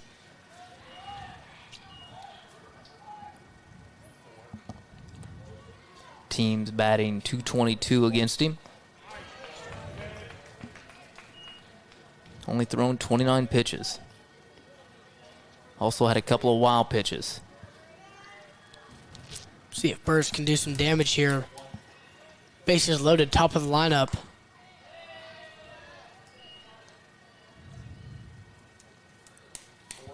Now 2-1 to count. These two teams battled last night with Franklin coming away with a 3-1 win. They lead it 2-1 here in the bottom of the fourth inning, a game that's kind of slowed down a little bit for a little scoring is what's happened. Ball comes screeching back, and I think Nick Tutterow up there got a little worried about the ball coming back. We may have to switch our camera filters here in a moment as the clouds starting to take over. Well, they've been here all night, but sun's just setting, so light's starting to take a little bit of impact here, a little bit of effect. The 2-2 offering. It's a nice pitch that time. Well, now it's going to be down to Josh Jones, Maddox. Hopefully Jones doesn't repeat his last two attempts. Both of them pop-ups into short center field, caught by the second baseman Nelson. So Martinsville had the bases loaded with nobody out. Pitching change for the Grizzly Cubs. Mitchell done a pretty good job digging them out of this hole. Back-to-back outs. Yeah, pitch looked like it was a little bit high. That's a strike there. But yeah, Wyatt Mitchell got a pop out from James Ritchie and then a strikeout. And now out in front of Josh Jones 0-1.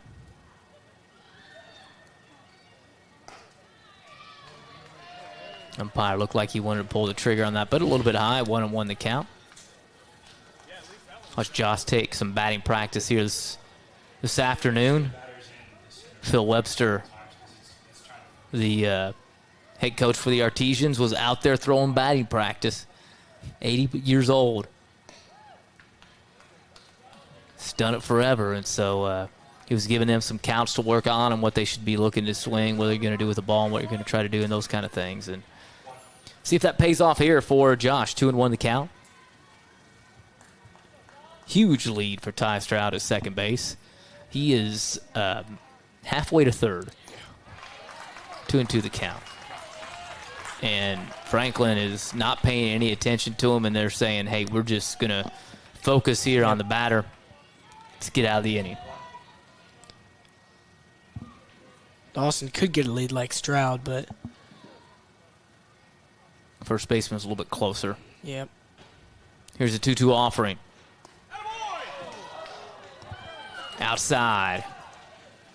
Franklin wanted that, but it was outside. We got a good look at it here. The catcher did a good job of trying to frame that back up, but didn't get the umpire to bite. Now, Martinsville. Opportunity here. What do you got? 3-2. Let's see. Mitchell, deep breath. Sets himself, and he'll step off. Stroud will make the 45-foot return to second base. He is halfway over to third base. I'm in the shortstop's in the shortstop position. Oh, he's in front of the shortstop. Like he's not anywhere near being thrown out right now. Get at him right there. See a look right there. He's going to get even further. He could get 10 more steps. Oh, nice job by Franklin. Now can they execute this? And they do. And they get out of it. Well, the Grizzly Cubs pick the Artisans off here to end the bottom of the fourth inning. Martinsville had runners on every base with nobody out. The Grizzly Cubs make a pitching change, and they get out of it. We will head to the top of the fifth. Franklin leads it 2-1.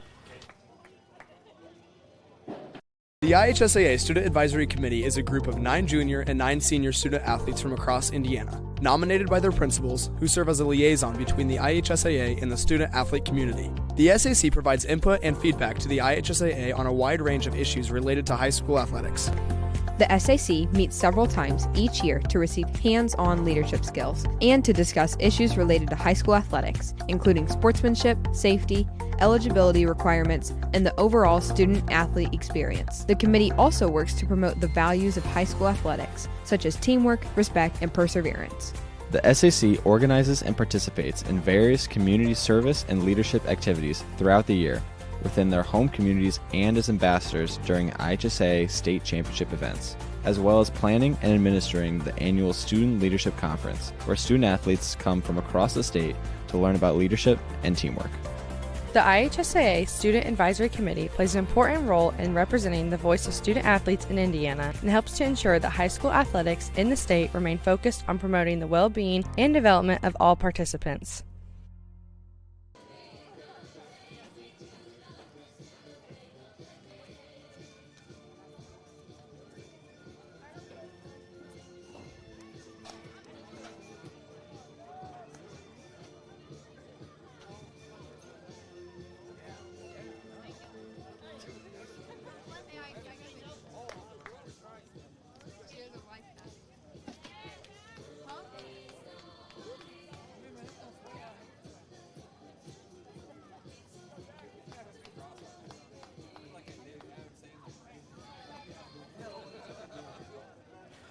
Welcome back to Tutterow Field on the campus of Martinsville High School.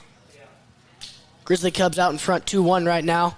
Grizzly Cubs pitcher made a pitching change. Mitchell stepped up, and bases were loaded for 2 consecutive batters, but they got themselves out of that hole after a pickle. It was with Jackson Cross, the freshman. 1-5-2 went down in the books. Tried to pick him off at third. Cross slipped, had to end up running home, and the catcher hawked him down on his way back to third. Due up, 9-1-2. Jack Nelson here. That one, outside corner for a strike. 1-2 the count to Nelson.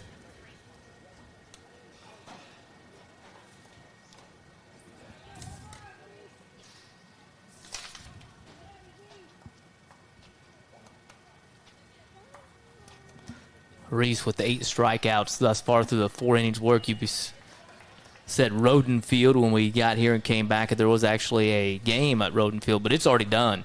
Oh. Softball wins 8-3 over Franklin. Good to hear. This one has slowed down quite a bit since like the second or third inning. Yeah, it's in a 2-1 ball game. You wouldn't expect it to have only been through 4 innings through, an hour and 45 minutes into this thing? Yeah. Full count to Nelson. Singled his first time up.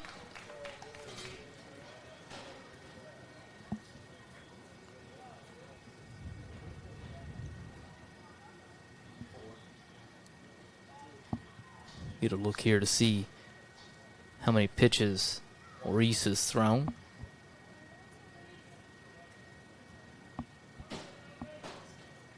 That's a nice pitch there. In the dirt. Have to complete it. And they do.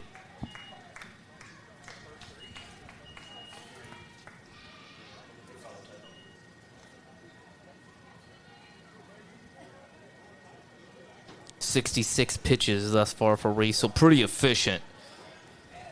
This is 9th strikeout. This ball got a lot of movement on it, so that cutter or slider he's throwing, I'm sure we'd have to ask his dad, tell us what it is. Starts Basie off with a strike. Basie singled and scored in the first inning. Struck out in the third. Pitch a little bit high. Basie, we never got to it. The junior, 289 batting average with a double, 9 RBIs, and 13 hits on the season.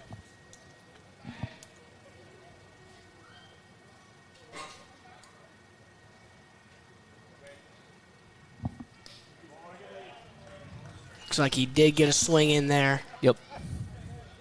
Reese wanted him to appeal to first base, but the ump called him swinging anyway. So 1-2 the count. Now Basie kind of right there on the edge of the batter's box on the right side. I don't know though if Reese kind of gets something underneath his hands here or not. His paint's that outside corner, and I can see why they're going there because the ump's calling that outside corner, and so you're kind of moving in. But Reese is doing a great job of starting that breaking pitch out there. Another strikeout. It's number 10 for him. You know, maybe those calls are a bit outside, but at least he's consistent. Yep. You know, his batter's box is, his strike zone, a little bigger than maybe most umpires, but at least he's called it fair. It's a little bit high, and the umpire was fearing for his life there for a second, but Burris able to get the glove up there and catch it. Bland, a freshman shortstop, 0 for 2, couple strikeouts. That's that nice pitch it dials in.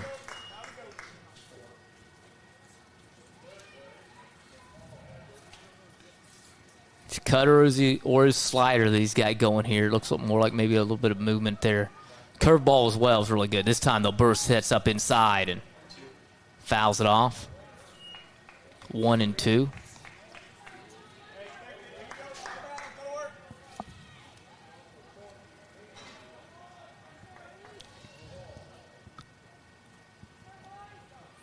Nobody on, 2 outs.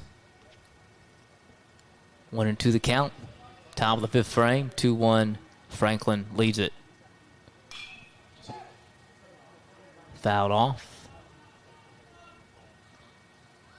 Good work, good work, good work. Keep working.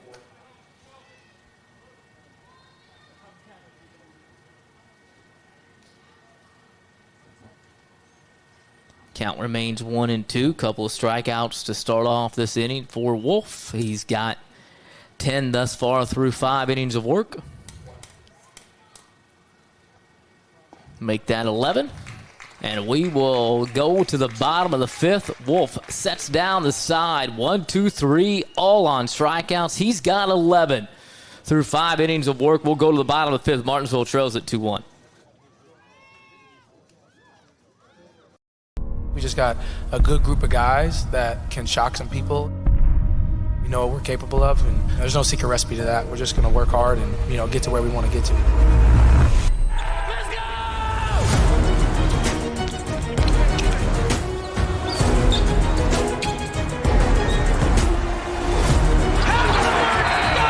a young, hungry group. I'm ready to go. We just want to win. I'm ready to get started. At Home Bank, we value our communities. Homegrown. Home style. Home team. Home for the holidays. Your new home. Because at the end of the day, this is your bank. And when a bank really understands your needs, you feel at home.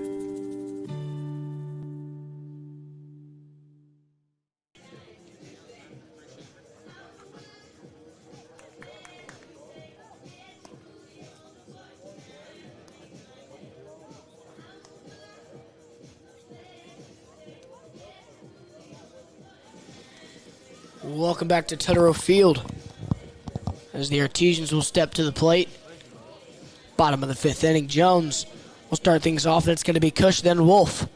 The stud pitcher tonight. Jones might be a little confused there. Jones batted last inning, but as we mentioned earlier, the freshman Jackson Cross got in a pickle with Jones at the plate. So Josh will get another attempt at the same pitcher.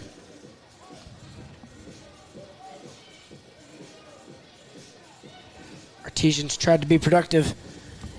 Had a full count, had bases loaded for 2 or 3 batters But Franklin was able to dig themselves out of that hole.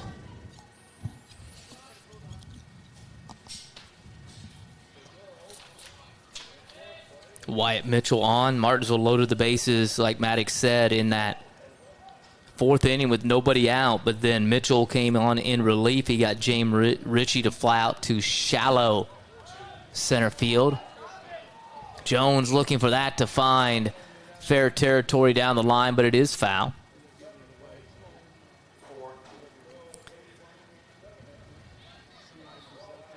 And then Mitchell had a strikeout of Braden Burris and then picked Jackson Cross off at third base. We were paying attention to Ty Stroud at second, who was getting, and we're not exaggerating, he was getting a 45-foot lead off of second base. He was halfway to third base. But Franklin had some sort of a play call on. They threw to third and kind of had Cross frozen. Third baseman threw it back to the catcher, who then ran down Cross. That was a nice pitch. I'm not sure where that was. A little bit low, I guess. 2-2 the count. Good news for the Artisans, not so for the Grizzly Cubs.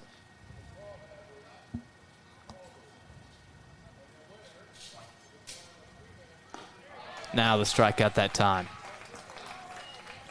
So a couple of strikeouts for Wyatt Mitchell. He'd come in with just 2 1/3 innings pitched on the season for the Grizzly Cubs.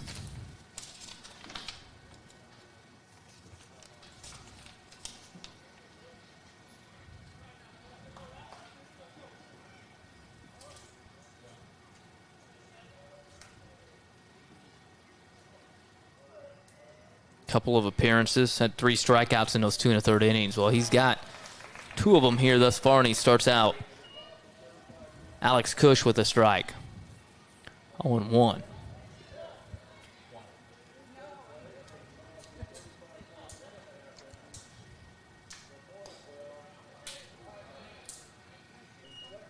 A slider there high.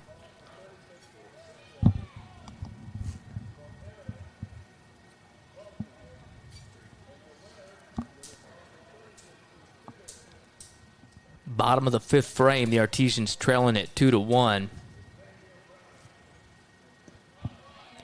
Martinsville with their lone run in the 2nd inning on an RBI single by Carter Dawson. Grizzly Cubs with runs in the 1st and 4th innings. Thought we were going to get another pitcher's duel, and we have had one.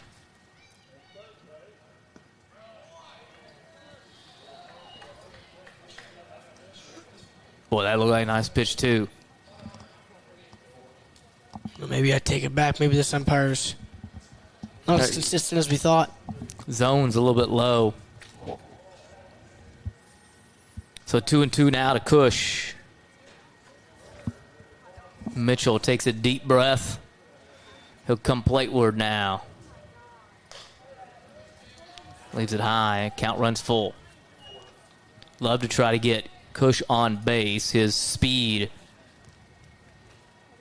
could turn a walk into him standing out at second base. Payoff pitch now. Pops it up and out of play. Like we got pitchers just kind of working deliberately here tonight. Mitchell looks like he's set and ready to go, but then shakes off the sign from the catcher. Payoff pitch once again.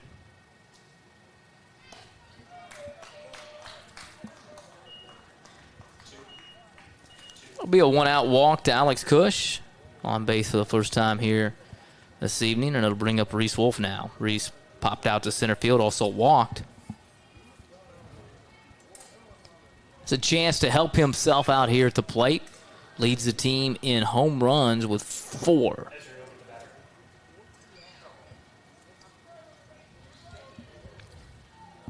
See how much attention they pay to Cush at first base.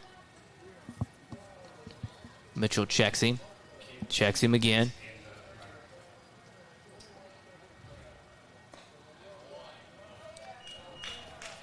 Leaves a pitch outside.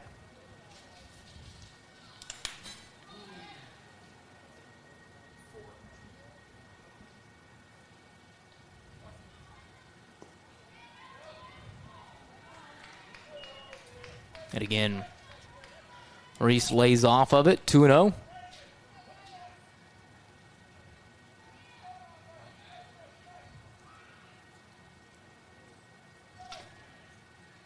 Mitchell shaking off a couple of signs, gets what he wants, comes set.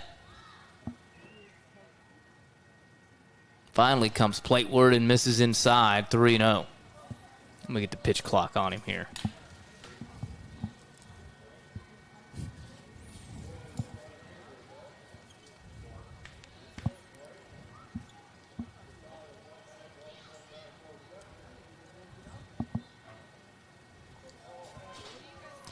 Yeah, that would be a ball already in Major League Baseball. That was 25 seconds. A throw pitch, and he walks him. So now back-to-back walks have runners on first and second for the Artisans. And an opportunity here for Jackson Proctor. 1 for 2, singled, scored in the second. Flew out to right field to end the third. With a couple of guys on. So we'll see if he can get a different result here with a couple of guys on and one out. Yeah, and the Artisans need it. They're in striking position, only one out. A hit from Proctor here would be huge, at least to advance a runner. That one called for a strike.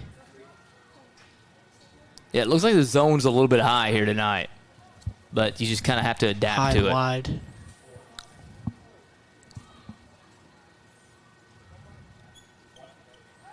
I'm just more interested in the amount of time in between pitches right now. That's right. We see Mitchell here shaking off every other pitch, it seems like. Yeah, it's you don't want to rush guys, but in the same token,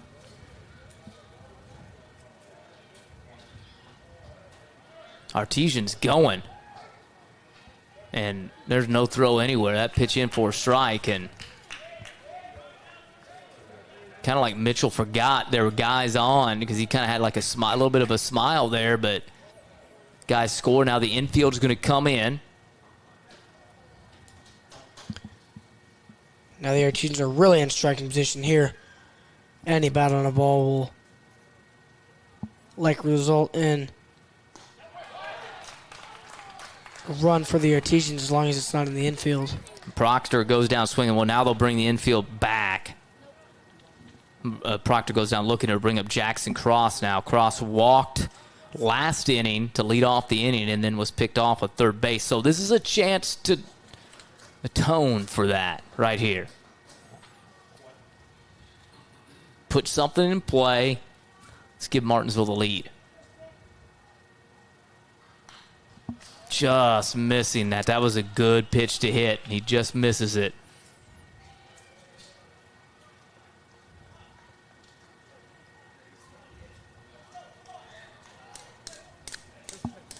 Oh, 0-1 the count.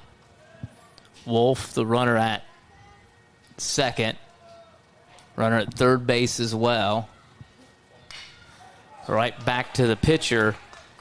And Franklin again gets out of a jam here in the bottom of the fifth inning. Martinsville again gets a couple of base runners on, but they are stranded. We'll go to the top of the sixth. Franklin leads it 2-1. At Indiana Farm Bureau Insurance, we're not just good at insurance. We're good at Emma and Jake's just baby-proof their 2-bedroom bungalow to prepare for baby number 1 insurance. We're good at Madeline and Chance's just gave in and became minivan people to make room for baby number 2 insurance. And we're good at Gabby and Nate's just moved to a house with a bigger backyard to welcome fur baby number 3 insurance. Start with Indiana Farm Bureau Insurance and stop knocking on wood. Some see a student athlete working on a shot. We see a powerful lesson in persistence. Some see a student preparing for success on an exam. We see a student athlete preparing for success in life. Proud to keep education in front of athletics since 1903.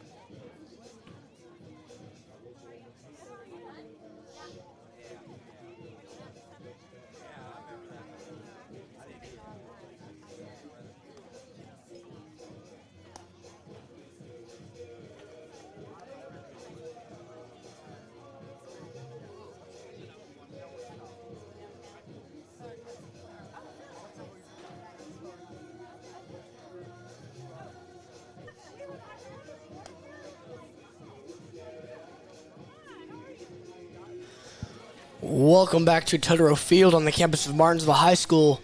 The Artisans still down 2-1 to the Grizzly Cubs.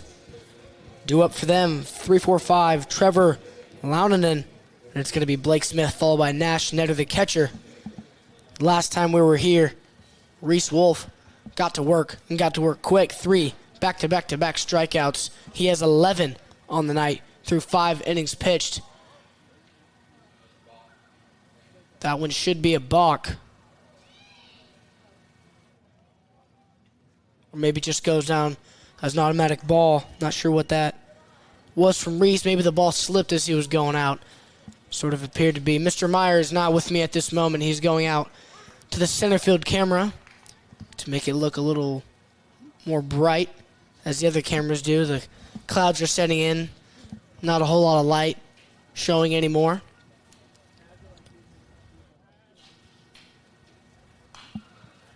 That one fouled off. 1-2 the count to Trevor Loudon. Struck out in the first, flew out in the third.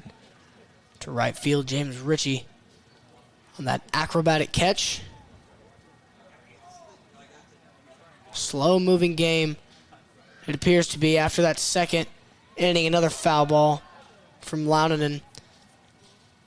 Mr. Meyer actually timed one of the pitches from Franklin's Mitchell. Took about 25 seconds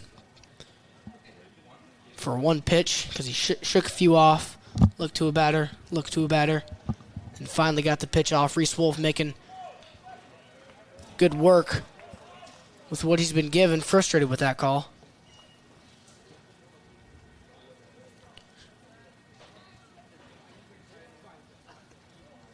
So Artesian still looking to capitalize as time is winding down, so to speak.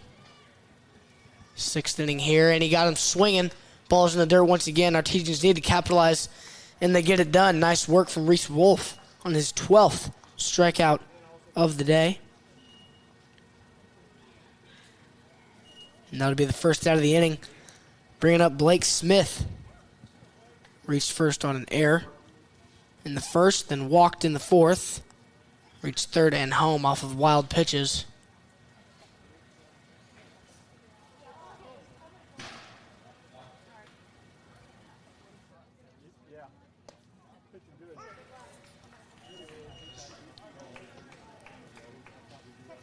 That one in to the low corner for a strike, 0-1. The count to the multi-sport athlete and Smith. That one fouled into the creek behind the third base line. Smith plays for the Franklin football team as well as baseball.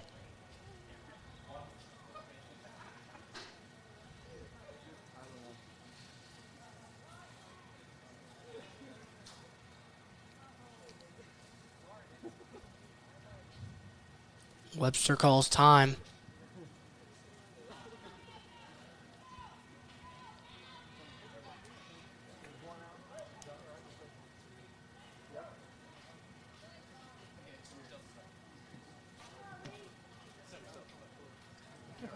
Wolf calls off a pitch, gets what he wants. outside corner ball.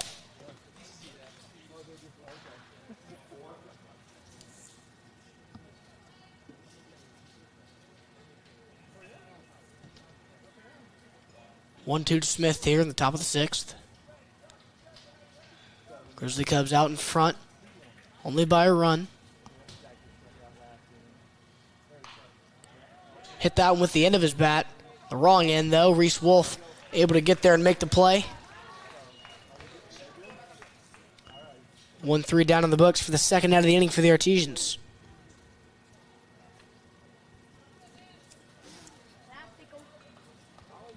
The catcher stepping into the left side of the batter's box here. Nash Netter.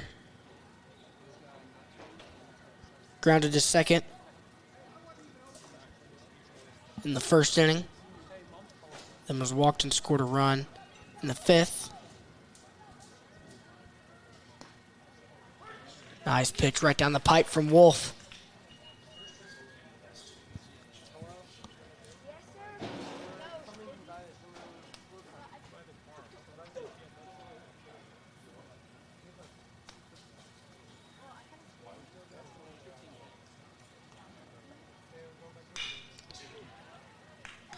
Netter gets a bat on it to Carter Dawson at the second base. And Dawson does a good job retiring the Grizzly Cubs. No damage done in the top of the 6th. We'll head to the bottom. Artisans will come to the plate. Grizzly Cubs out 2-1.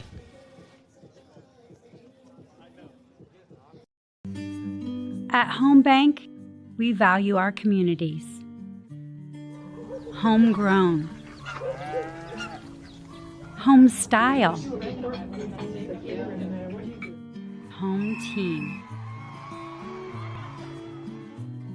Home for the holidays. Your new home. Because at the end of the day, this is your bank. And when a bank really understands your needs, you feel at home.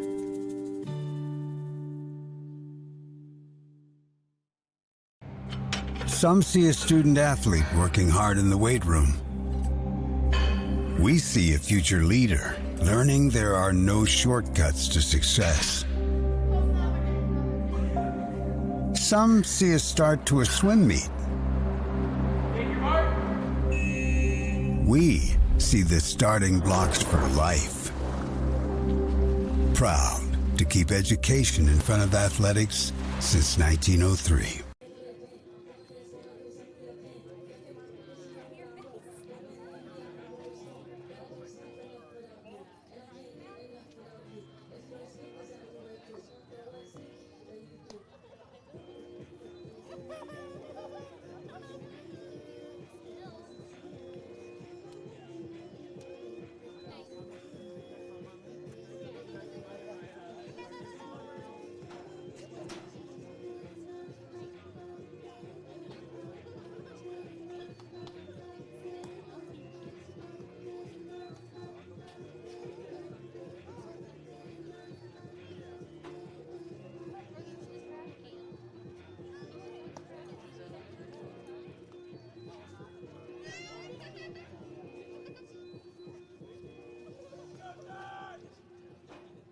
Welcome back to Tutterow Field. Bottom of the 6th now. Grizzly Cubs lead 2-1. Due up for the Artisans, 7-8-9. Ty Stroud will start things off, and it's going to go to Carter Dawson and James Ritchie to round out the due-ups. First pitch to Stroud right at his head. He had to duck under it. Last time the Artisans saw the plate, no damage done. We had a strikeout, followed by 2 walks, then another strikeout and a ground out. That went in there for a strike. Mr. Meyer joins us back. Mr. Meyer, how was that journey? It was long. Should have taken the golf cart. Well, I contemplated doing it, honestly. But I don't know the trainers don't know me, and I don't know who they are. And it's a valid reason. I didn't want them running after me thinking I stole their cart. Usually Mr. McKinney, if he sees me, he'll come zooming along in his cart and pick me up, give me a ride. But I should have just taken the golf cart from, but I think that's the one he usually uses. I think that camera looks better. A little brighter. Hard to tell because these monitors are so bright to begin with that.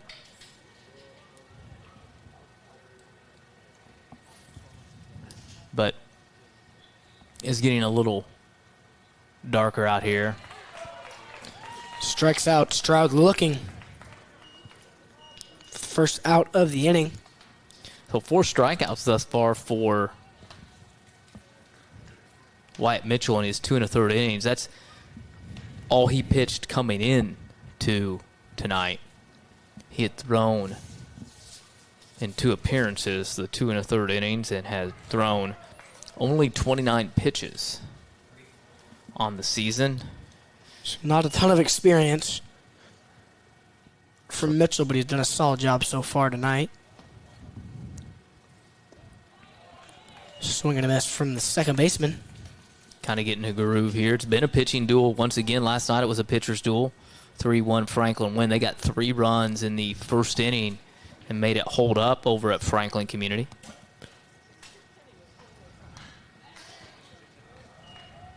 And Mitchell right now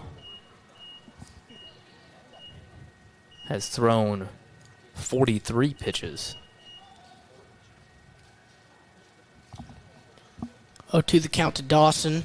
Reason why he's choking up on that bat, wants to get those inside balls in play. Watches that one go right by. Back-to-back looking strikeouts for Mitchell. Yeah, he's kind of settled in a groove a little bit, so that may have Coach McKinney over there thinking that maybe I need to let him go a little bit longer. I do not know how to write a backwards K. I really don't. Like I do, but it doesn't look very good. Let me see it. Just not a good K. My forwards Ks are great. Yeah, you're right. That does not look good at all. I don't. Let's see yours. Well, mine's fine. I just put those on strikeouts. You're trying to fit it right there in that little box under there. You can just throw it in the hole. Over the whole base. This has popped up. And this is going to be a quick 1-2-3 inning for the Artisans and the Grizzly Cubs. And see what happens next inning. Wyatt Mitchell with a long stare into the Artisan dugout as he walks off the field. That'll provide a little bit of spark for Martinsville. We'll see. We'll head to the top of the 7th inning. Martinsville trails at 2-1. Indiana Farm Bureau Insurance, we're not just good at insurance. We're good at Matt's 1-car, 2-bedroom apartment with a home office / home gym insurance. We're good at Nick's SUV and farmhouse with a remodeled kitchen / art gallery insurance. And we're good at the Wilbur suburban home with the 2-car garage / rehearsal space insurance. Have you seen my hockey socks? Have you checked your sock drawer? Start with Indiana Farm Bureau Insurance and stop knocking on wood. Becoming a licensed sports official is a great way to make a positive difference in the community and support the over 160,000 Indiana student athletes that participate across 22 IHSAA sports. Sports officiating allows you to stay connected to the game, become a role model for our young student athletes, earn extra money, and support the patrons and communities of our IHSAA member schools. To learn more about becoming a licensed IHSAA official, text official to 317-943-9030.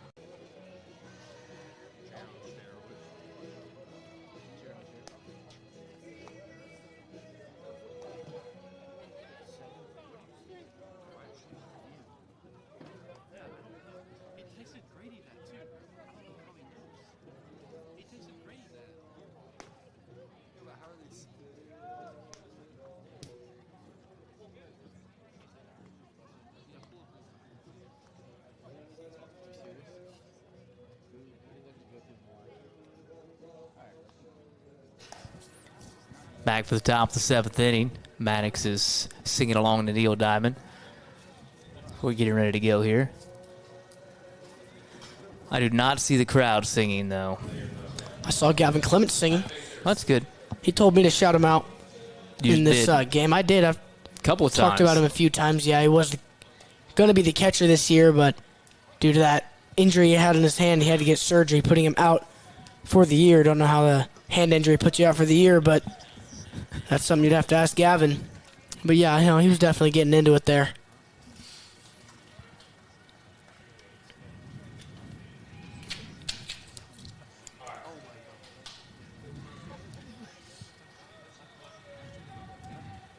"12 strikeouts now for Reese through 6 innings as it's Braden Burton, and he's 0 for 2 and has struck out both times. You do not want to strike out 3 times.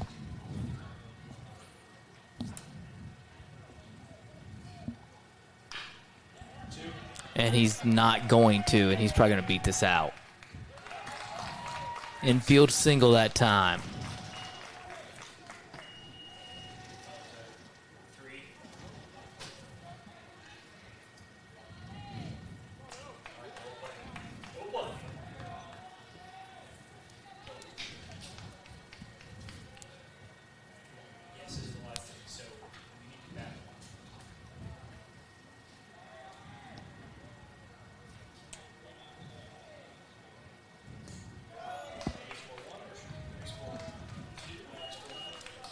So 1-0 now the count. Infield single, and it'll bring up Owen Bullington. 1 for 2. It's like he's singled and then also grounded right back to Reese. So see if Reese can settle down here top of 7th inning. So after that infield single, a couple of errant pitches by Reese. 12 strikeouts, 3 hits, 1 walk. Giving up 2 runs, 1 of those have been earned. He's thrown 91 pitches. Coach Webster out having a discussion.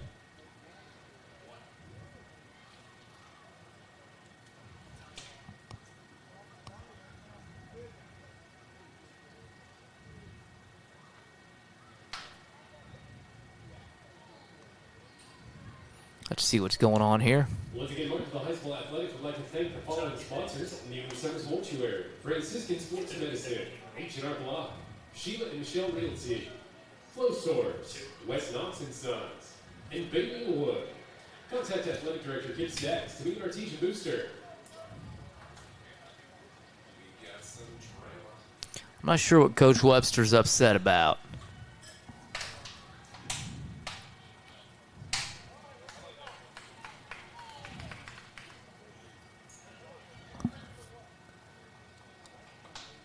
I honestly think he wanted to give Reese just a chance to rest here. Reese didn't want it initially. He just wanted it to get out there and grab the ball and go. But I think that's my...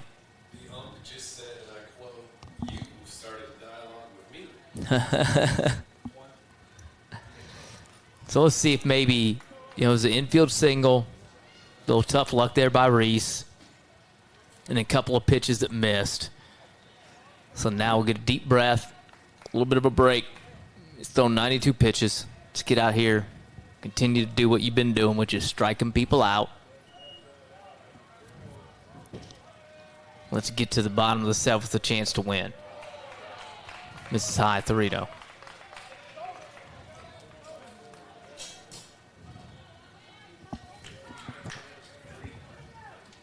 This is the bottom of the Grizzly Cup order as well, Maddox, so you don't want to put these guys on and kind of set the table for the top of the order.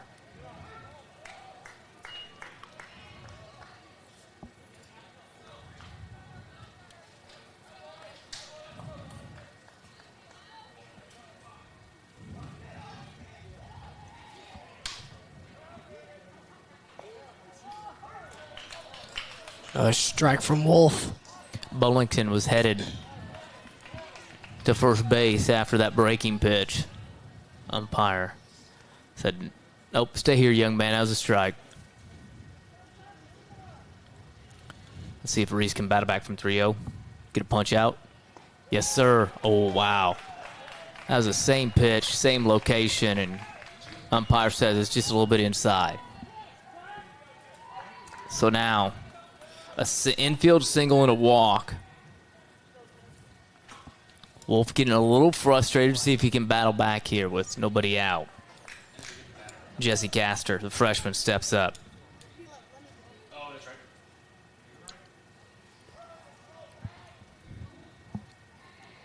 He is 0 for 2.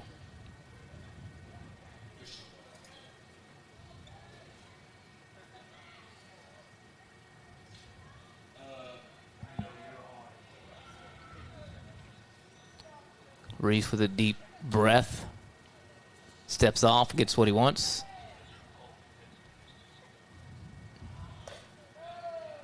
Grizzly Cubs square to bunt.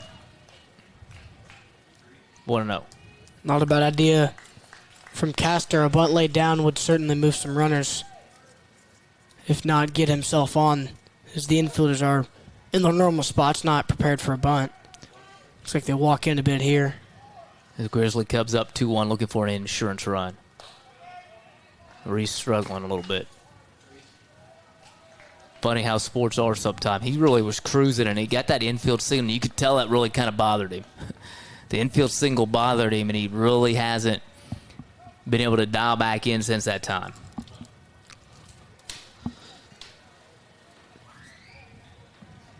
The umpire's standing right in our way right now, but that's okay.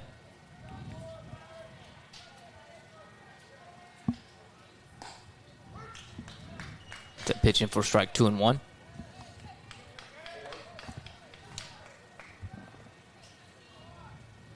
.99 pitches now. Get a $120 finish batter.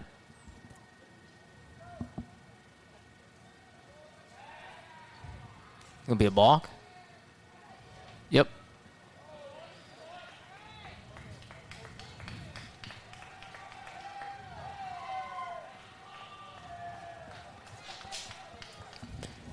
Webster not happy with that. No, He'll walk there's from gonna the be another dugout. discussion. Yeah. Start the timer.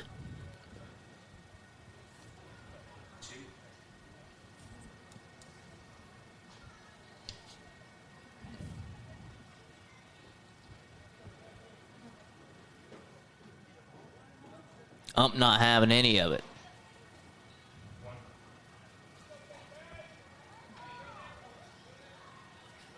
Coach Webster will make that long trip back to the Artesian dugout. The veteran Hall of Fame coach. State championship at Decatur Central. Pitch popped up into shallow left center. Runner tagging. That was a nice throw by Cush, Oh, no. but that gets by, and insurance run scores.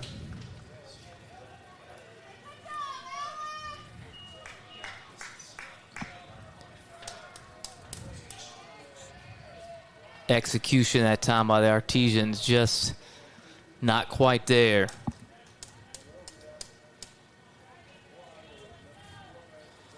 Reese just lets the ball go through, and Burris not really in position to stop it. The throw was good enough from Cush to was going to keep the runner at third, but he gets by. He gets home. 3-1. 0-2 now for Wolf.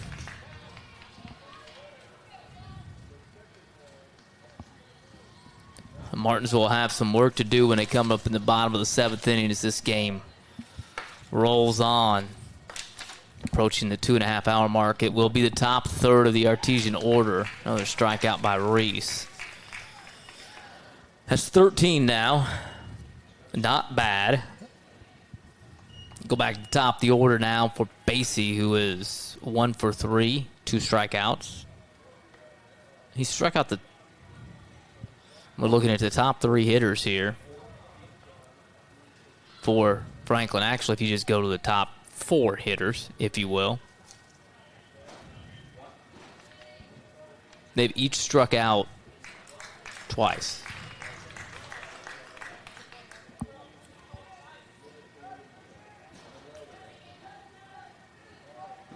They were 1 for 12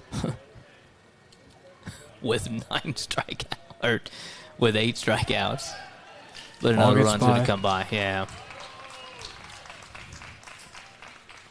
Now you find yourself at 4-1.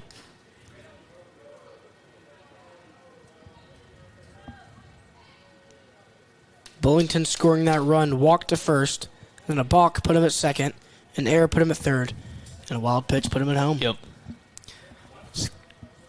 Clumsy play from the It's going to kill you. Artisans. Yeah, they just can't. They're getting the pitching they need. There's no room for, sorry, the pun here, but there's no pun intended. I don't know if that's the correct use, but like no room for error for the Artisans, and they've had several. Your margin is just, that's a nice pitch. And that will do it for the top of the 7th inning. That is strikeout number 14 for Reese Wolf. Unfortunately for the Artisans, 2 runs come across there in the top of the 7th. Now Martinsville some work to do. They trail it by 3 heading to the bottom of the 7th. The IHSAA Student Advisory Committee is a group of 9 junior and 9 senior student athletes from across Indiana, nominated by their principals, who serve as a liaison between the IHSAA and the student athlete community. The SAC provides input and feedback to the IHSAA on a wide range of issues related to high school athletics. The SAC meets several times each year to receive hands-on leadership skills and to discuss issues related to high school athletics, including sportsmanship, safety, eligibility requirements, and the overall student-athlete experience. The committee also works to promote the values of high school athletics, such as teamwork, respect, and perseverance. The SAC organizes and participates in various community service and leadership activities throughout the year within their home communities and as ambassadors during IHSAA state championship events, as well as planning and administering the annual Student Leadership Conference, where student athletes come from across the state to learn about leadership and teamwork. The IHSAA Student Advisory Committee plays an important role in representing the voice of student athletes in Indiana and helps to ensure that high school athletics in the state remain focused on promoting the well-being and development of all participants.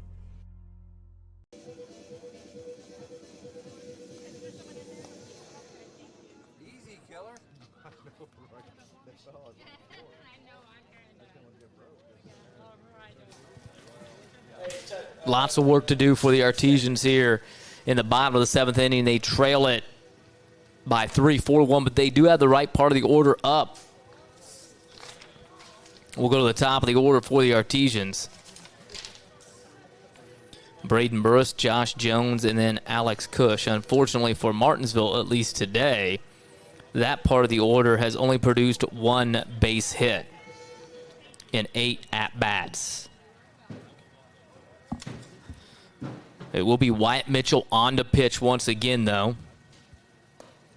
He came on in relief in the 4th inning with nobody out. Martinsville had the bases loaded. He was able to get James Ritchie to pop out to shallow center field. It wasn't deep enough to try to get a runner tagged home, so the runner stayed there. This is that beneficiary of the turf right there, because that was a beautiful hop right up to the shortstop. Freshman Karsten Bland throws it on to first for the first out of the inning. And then still in that 4th inning, the next batter, Braden Burris, struck out. Martinsville still had bases loaded with 2 outs, and then the pitcher, Mitchell, able to pick Jackson Cross off of third base and got out of the inning with no damage done. And then he struck out 4 in his last 2 innings of work.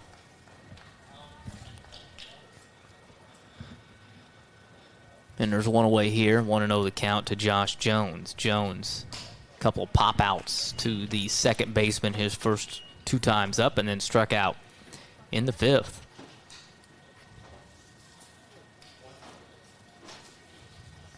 So 2 away. And again, that nice hop right up to the second baseman there. And now the Artisans down to their final out. Alex Cush, 0 for 2. Flew out to center, struck out, and then walked his last at-bat. He was left stranded, though, at third base in the 5th inning. So This is the 4th inning of work for Wyatt Mitchell. He's done a fantastic job. 5 strikeouts, couple of walks, no hits allowed, no runs allowed thus far. And remember, too, he came in with the bases loaded and nobody out. He'd only thrown 29 pitches all year, 2 1/3 innings, and he's going for 4 innings here to wrap this one up. He'd get the win. And he's out in front of Alex Cush 0-2. Cush needs to get the ball rolling here if the Artisans want to have a chance. Got to get a base hit here. Yeah, it just starts one at a time. You got to get a guy on, get another guy on, then you've got your tie and run come to the plate, and then maybe things start to get a little bit interesting. But he's a powerful guy here. A home run would be awesome for the Artisans. That one's high. Yep. And if you're Coach McKinney, you just want Mitchell just to keep doing what you're doing. Don't try to overthrow. Just pitch to contact. They swing and miss, great, but don't try to overthrow anything here up in the count 1-2. Cush felt he had to protect that one. Kind of a check swing, but fouls it off, stays alive. Still 1-2. 2 outs. Martinsville down 4-1. Franklin a run in the first, a run in the fourth, and then 2 more in the top of the 7th inning. Martinsville, their lone run in the 2nd inning. An RBI single by Carter Dawson. 1-2 offering. Cush fouls that. Just shy of the tennis courts. Youngsters going to chase that. I think you missed it. I think you were gone, Mr. Meyer, but Cush hit a foul ball. Or I don't know if it was Cush or not, but he hit a foul ball straight onto the tennis court. I think it cleared the tennis court and went into the fans. I don't think anybody was injured, but that's good. Oh, wow. Ooh. And that will end it here at Tutterow Field. And that's the game. Strikeout by Mitchell to end it. Franklin gets the win. 4-1, the final. That'll do it here from Tutterow Field as Franklin gets the victory. This has been a student production of the MHS Rewind YouTube channel and IHSAA TV students in the broadcasting program at Martinsville High School responsible for producing it here this evening. Nick Tutterow, Ezra Pauley, Kaylee Maxwell, they ran cameras. Austin Bray and Mia Boyd produced it for those students along with my broadcast partner, Maddox Dilly. I'm Eric Meyer. So long, everyone, from Tutterow Field. Franklin gets a win here tonight, 4-1 the final.